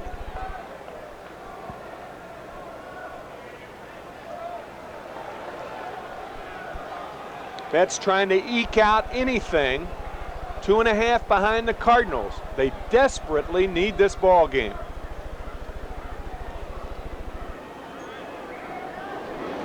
Swing and a miss, 1-2. Mets are 3 games back in the loss column. And no wonder Davey looks like that.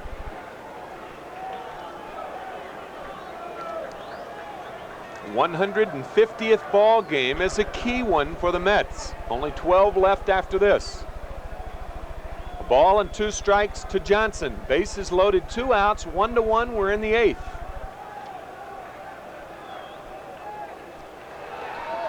Low, ball 2, 2-2. The Mets lead the National League in on-base average at .342. They also lead the National League in men left on bases.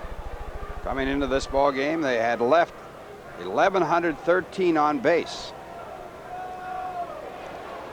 They lead the league in runs scored with a total of 759, just ahead of the Cardinals. Their whole season offensively in microcosm, it would seem, is that they have scored runs with less than 2 outs. They haven't had a lot of 2-out hits. Johnson trying one there, he pulls it foul.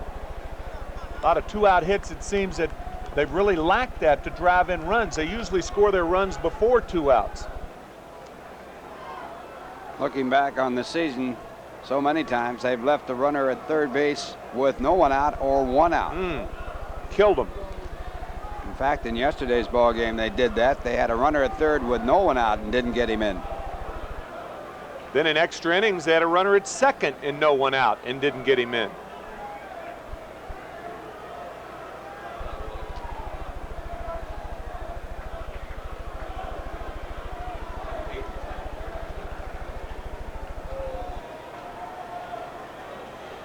This time of year, everything slows down when you get into these situations. Tapped foul. Johnson just Delayed about 1 hour and 15 minutes because of rain. Strawberry at third, the key run. McReynolds, Carter on base, 2-2 to Johnson with 2 outs.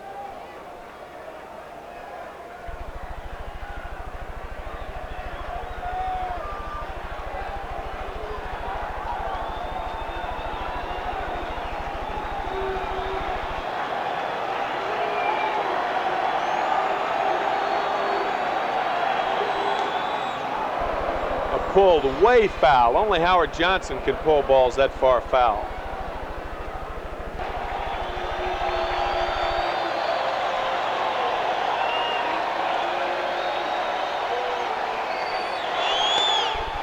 Well hit, right center, way back, out of here!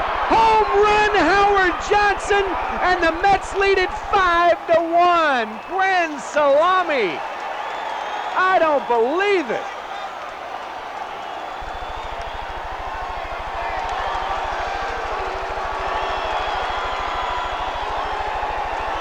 Howard Johnson with a grand slam home run. And the Mets take the lead by a score of 5-1. And for Howard Johnson, that is home run number 36. And runs batted in number 93, 94, 95, and 96. Davey Johnson watching the flight of that ball, and now he sees it go out of the ballpark, and the pressure, at least for the moment, is off as the Mets take a 4-run lead. He finally got a fastball out over the plate, and he gets a good part of the bat on it, drives it into the wind and out of the ballpark. Oh, brother. 0-1 to Santana. It's now 5-1 New York. Boy, Howard Johnson has gotten a lot of key hits the last 2 years. You talk about bringing smiles to the faces of his teammates. Look at this. Oh, that's great.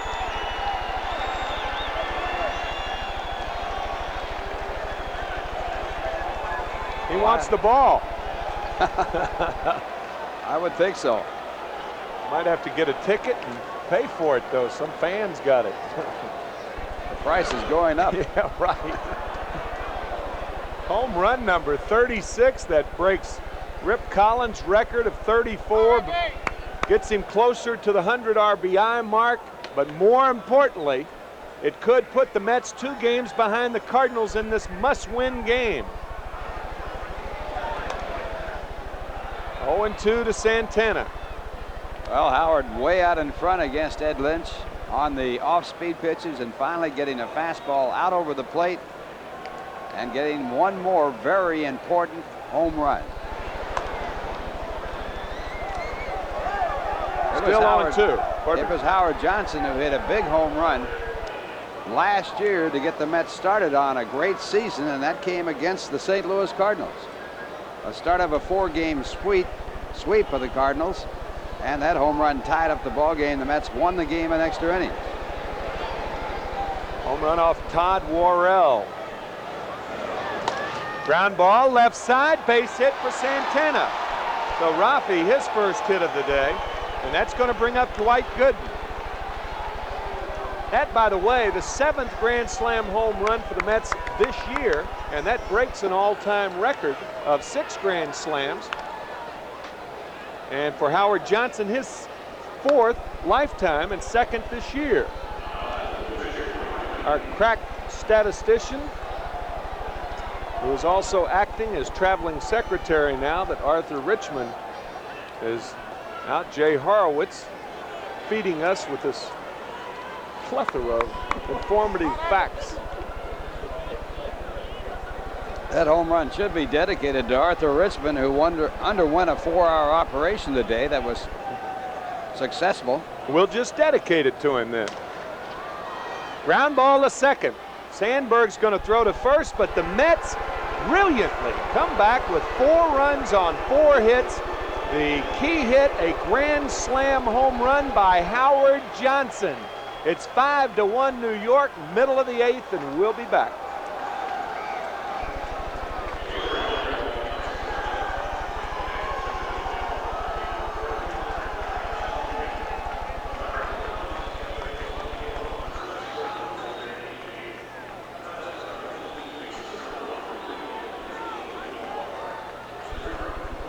Here where the bleacher bums throw the ball back if a home run is hit by a visiting player.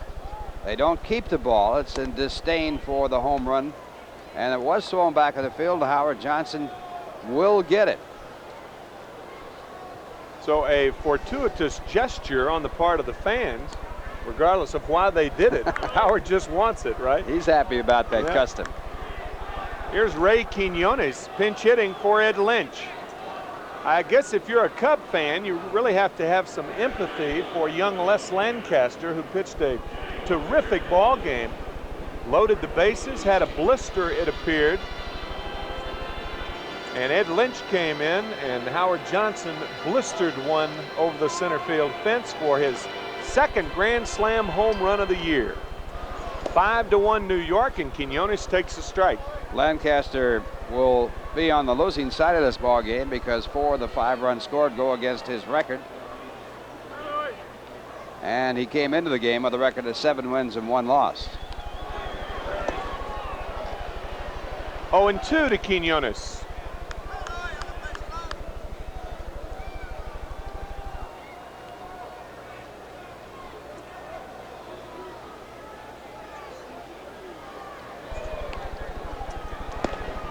Outside, 1-2. Boy, it all started so innocently. Strawberry with the base hit, and then he stole second. Cubs walked McReynolds as Quinones lines one to center. Quinones has really been a thorn in the Mets side this year. That's his 3rd hit as a pinch hitter in 18 at bats. And he came into the game hitting .211. But he has really worn the Mets out. That's probably the first hit he's gotten to center field. Everything else has been to right down the line. As a matter of fact, he has 6 doubles, 5 of them against the Mets. And it seems like all of them have been down the right field line. But keep in mind, nothing has come easy for New York lately. 4 times yesterday, the Pirates came from behind to tie the game, then won it in the 14th. The Mets had 2 3-run leads in Friday night's game, a game won by the Pirates 10-9. Strike 1. Of course, you do have Dwight Gooden on the mound.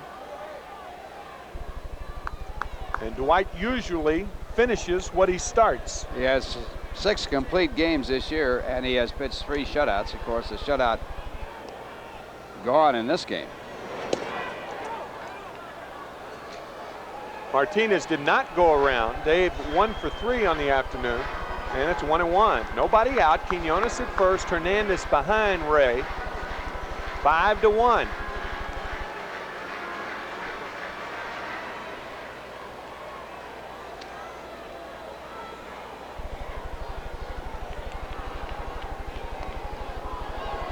Breaking ball, strike 2. 1 ball, 2 strikes to Dave Martinez.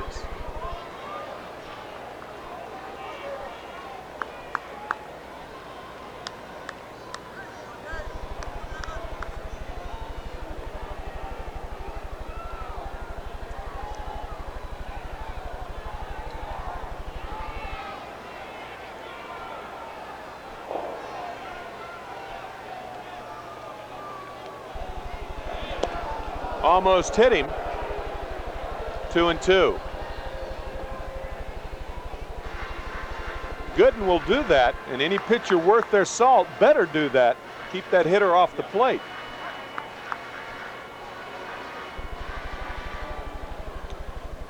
I wish pitchers were as reluctant when we played, Ralph, to come inside as they are today. It's amazing. Of course, you caught one of the toughest, Bob Gibson. Breaking ball, line to center. Dykstra there, 1 out.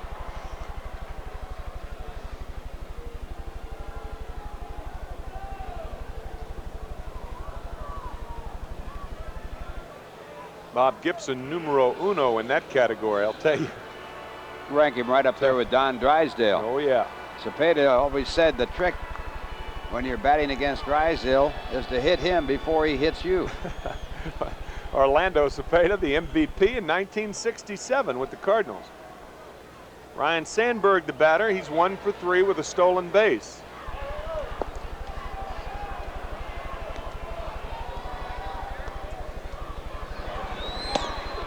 Strike. Drysdale broadcasts on the south side of Chicago for the White Sox now, and he is Papa again. Yes, he is.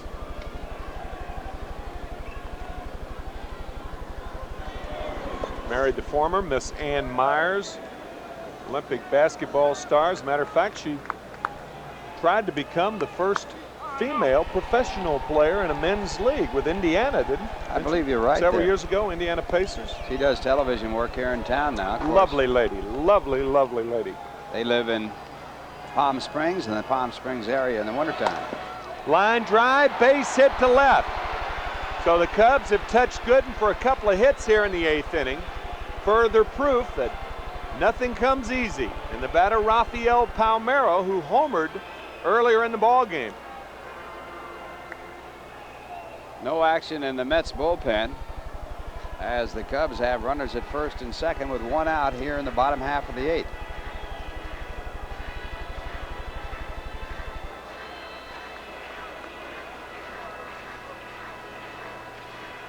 Boy, I'll tell you, for the Mets recently especially, it's been like trying to fit a square peg in a round hole.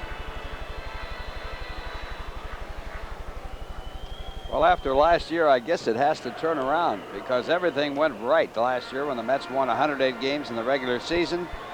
Came from behind to win the playoffs against Houston, came from behind. They were almost pronounced dead to win the World Series against the Red Sox. This year it has been the shoe on the other foot.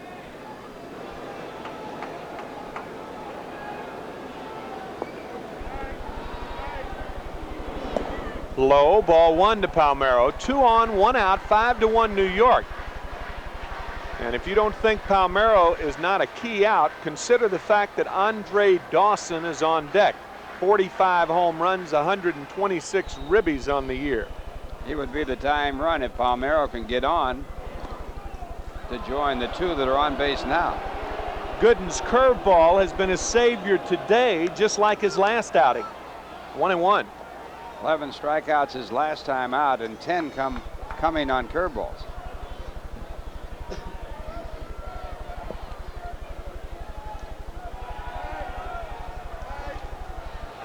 Another breaking ball, foul back. So Palmeiro in the hole, 1-2. Palmeiro hit a home run off Gooden, off a fastball back in the 4th inning. You don't see many guys turn on Dwight's fastball up and in like Palmeiro did. Pulled it to right center field, hit it very well. Quinones at second, Sandberg at first. Good speed on the bases for the Cubs. Drew Hall continues to throw for Chicago. Fans want a balk call there, but the rule book tells you that you can fake to second or to third, not to first or to home. Popped up, out of play. You can even do it to home with nobody on.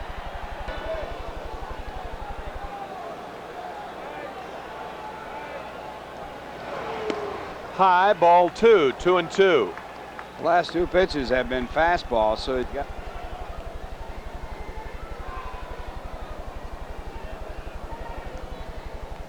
Gooden staring off Carter. He wants to throw something else. We'll see. Breaking ball is high, 3-2.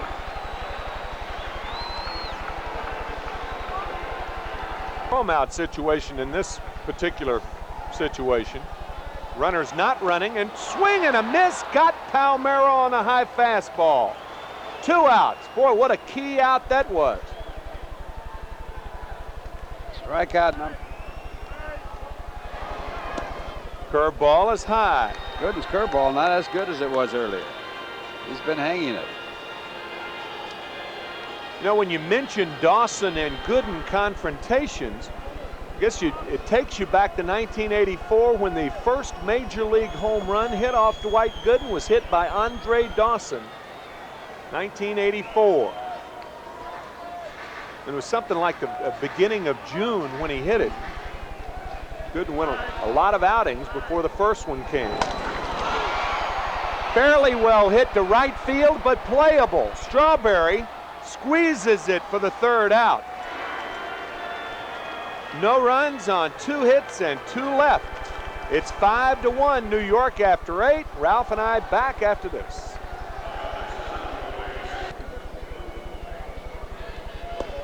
Fastball is low to Len Dykstra. Lenny 2 for 4 on the afternoon. Scored the first run of the game back in the 1st.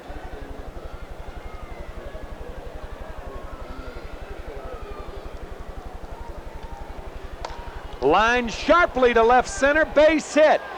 Dykstra's going to have another double. And he pulls into second with his 32nd double of the year.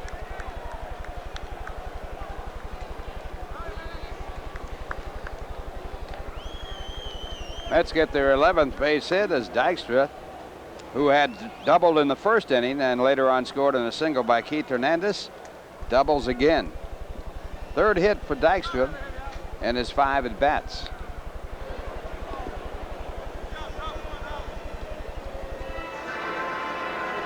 So Barry Hill out to talk to the young left-hander. Young battery right here, with Barry Hill behind the plate and Drew Hall, the left-handed pitcher, on the mound. And Tim Tuffle, the batter. Timmy hitless in 4 trips today. Dykstra at second base with nobody out. Mets on top, 5-1.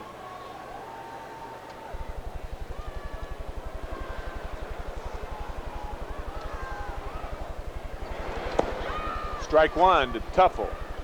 0-1 to Timmy. Drew Hall pitched on the U.S. Olympic baseball team, and his coach in college was Steve Hamilton. Steve, formerly with the New York Yankees, and he played here with the Chicago Cubs, too. Ended his career here, I believe, either here or with San Francisco. Inside, ball 1, 1-1, Tim. He threw a smaller version of the blooper pitch that was made so famous by Rip Sewell of the Pittsburgh Pirates. Gene Walter getting some throwing in for the Mets. Well hit, left field, way back, it's out of here. Tim Tuffle with home run number 13, and that salts it away, I would suppose, for the Mets. It's 7-1.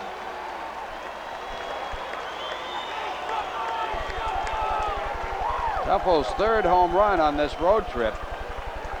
4th game on the road for the New York Mets, and Tuffle having quite a year.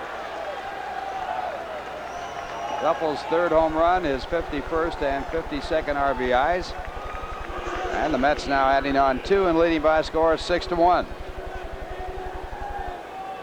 Tuffle now 1 shy of his career high in home runs. He had 14 in '84. And here's Keith Hernandez.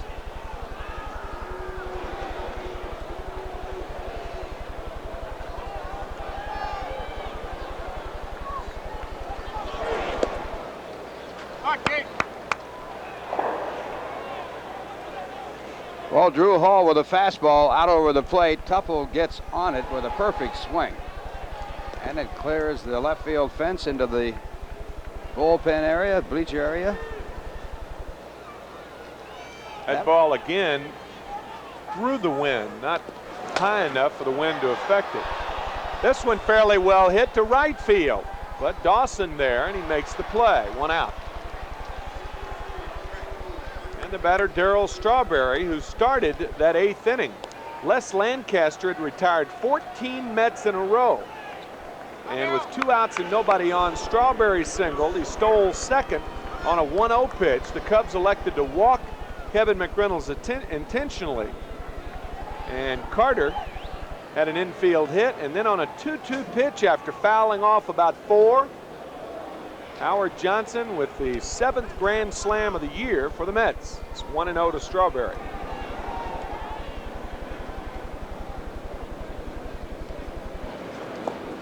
Low, ball 2, 2-0.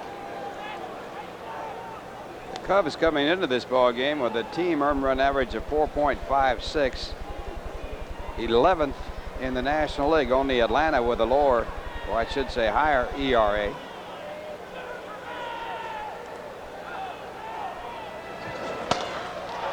Well hit, left center. Martinez over, and he makes the play. Darryl didn't hit that ball crisply, a little bit toward the trademark. Martinez ran it down. 2 outs.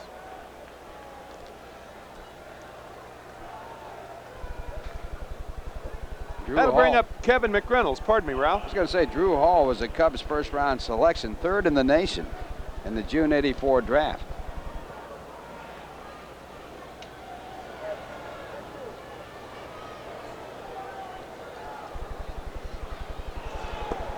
Slider is low. 1-0 to Kevin. He's 0 for 3, walked and scored in front of Johnson's home run. 7-1, New York on top. The Mets with 12 hits, the Cubs with 7. 1-1.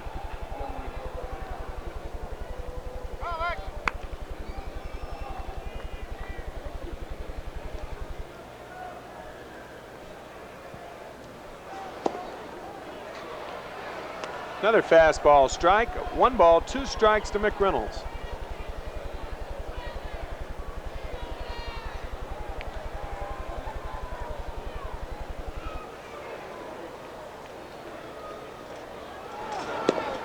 Inside, 2-2.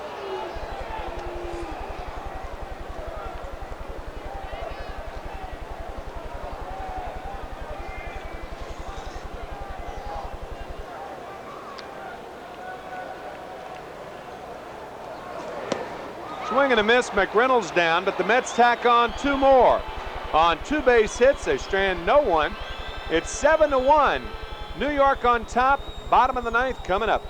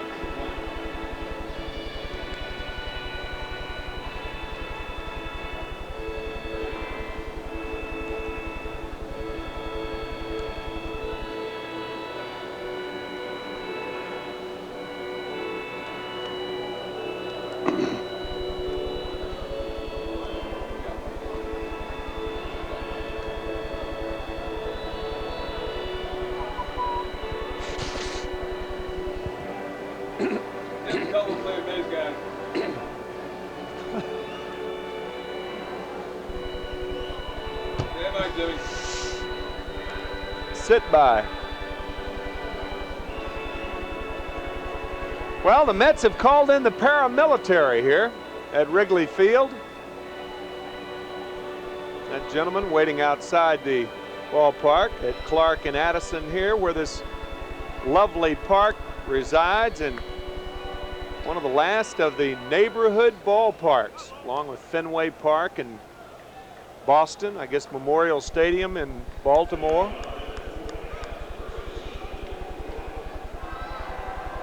Leon Durham leads it off against Dwight Gooden all the way. Gooden has given up 7 hits and 1 run.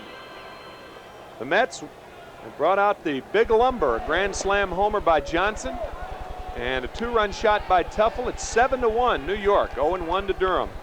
Leon 0 for 3 on the afternoon. Change is low, 1-1.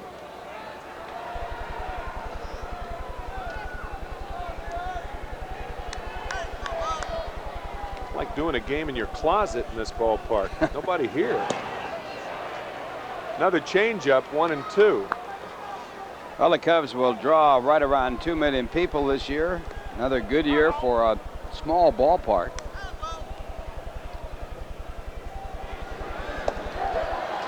And the curveball gets Leon Durham. That strikeout number 9 for Gooden. 1 out. The Cubs record for attendance for a single day game, single day I should say, over 80,000. And you say, how can they do that in a small ballpark? Well, they had 2 emissions on a Sunday, played a morning game and a night game, and the total attendance for those 2 emissions for that one day, over 80,000. Up Gooden slips, and we'll see if he's all right. He appears to be. Davey Johnson wanting to make sure that Dwight's all right. Gooden could conceivably get 3 more starts.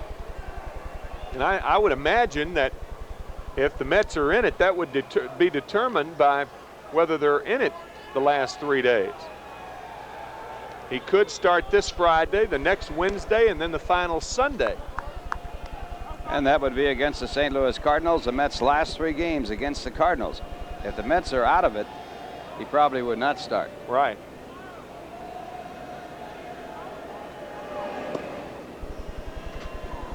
Low, 2-1 to Keith Moreland. Keith 1 for 3 on the afternoon. 7-1 New York.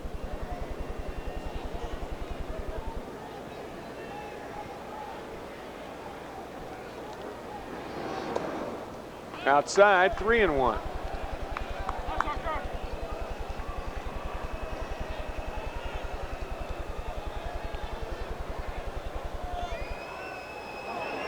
There's a strike, 3-2.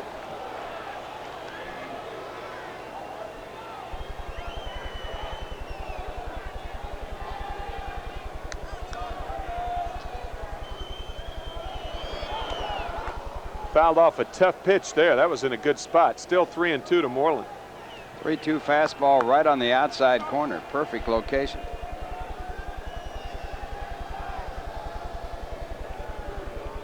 Moreland has a lifetime average against the Mets of .309 with 11 home runs. He's hit the Mets very well, especially at Shea. Yeah, he's over .345 at Shea Stadium. Still 3-2 to Bobby Keith Moreland.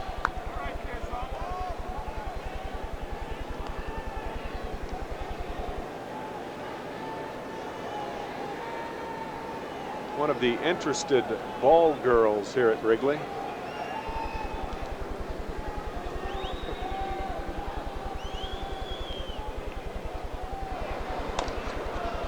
Still 3-2.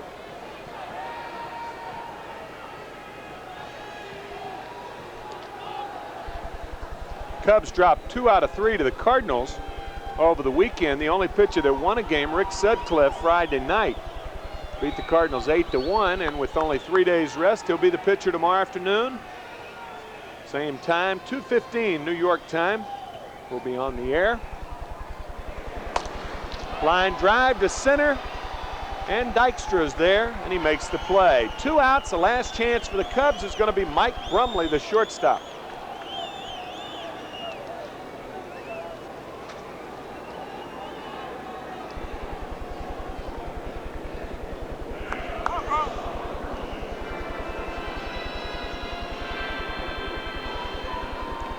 Mike on the afternoon has lined to center, a bloop base hit to center, and he's struck out.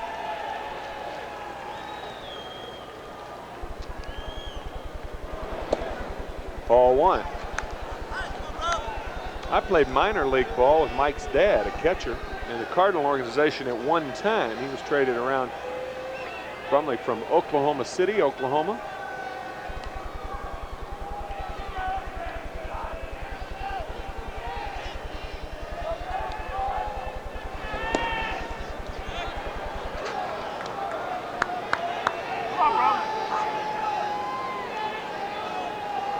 To Brumley.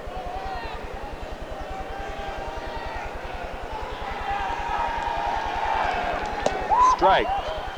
2 balls and a strike. Gooden trying to go double figures in strikeouts for the 5th time this year.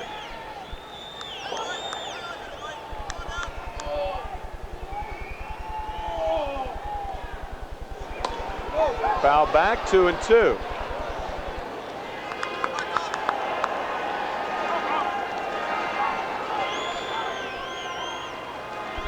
He has recorded double figures in Ks 35 times in 121 games in his career. Yeah, 72 wins, 25 losses career. On the verge. That's almost 3 out of every 4. On the verge of 73, yeah. Outstanding percentage ratio. Breaking ball, fouled away. Still 2-2 to Brumley.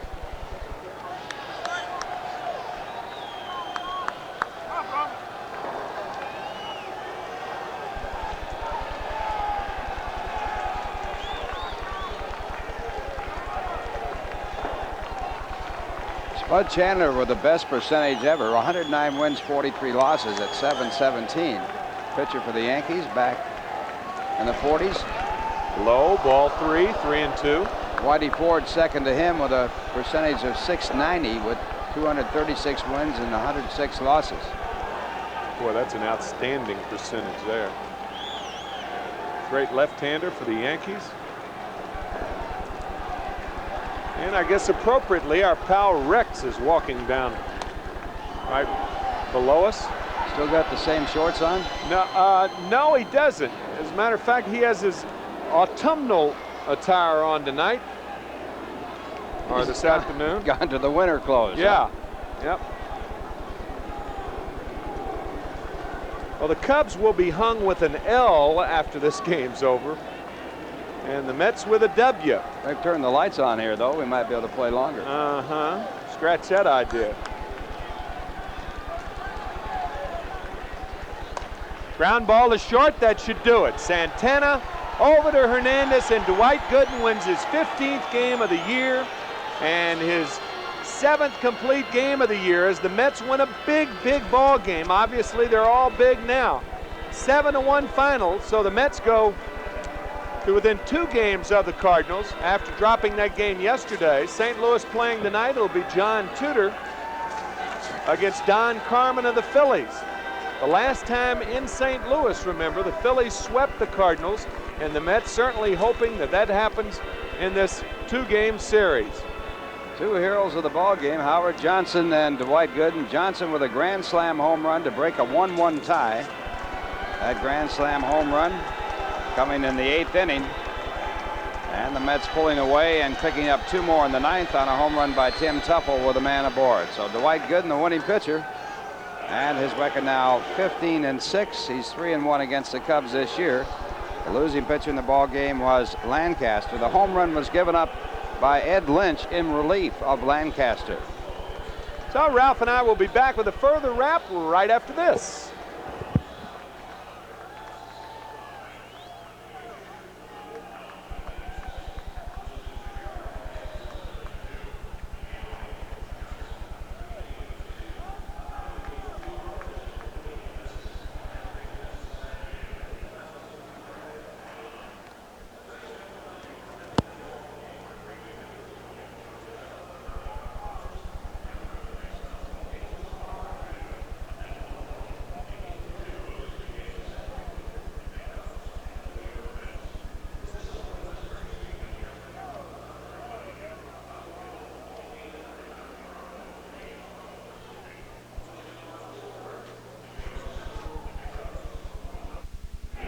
Might as well jump right back in there. There's no why. You gotta be. Anybody can.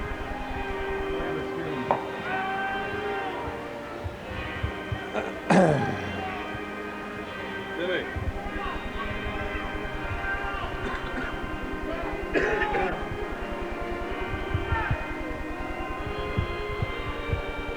Won't go in anybody. You want to get that in. Hey, there's no furniture like that around. That's not furniture.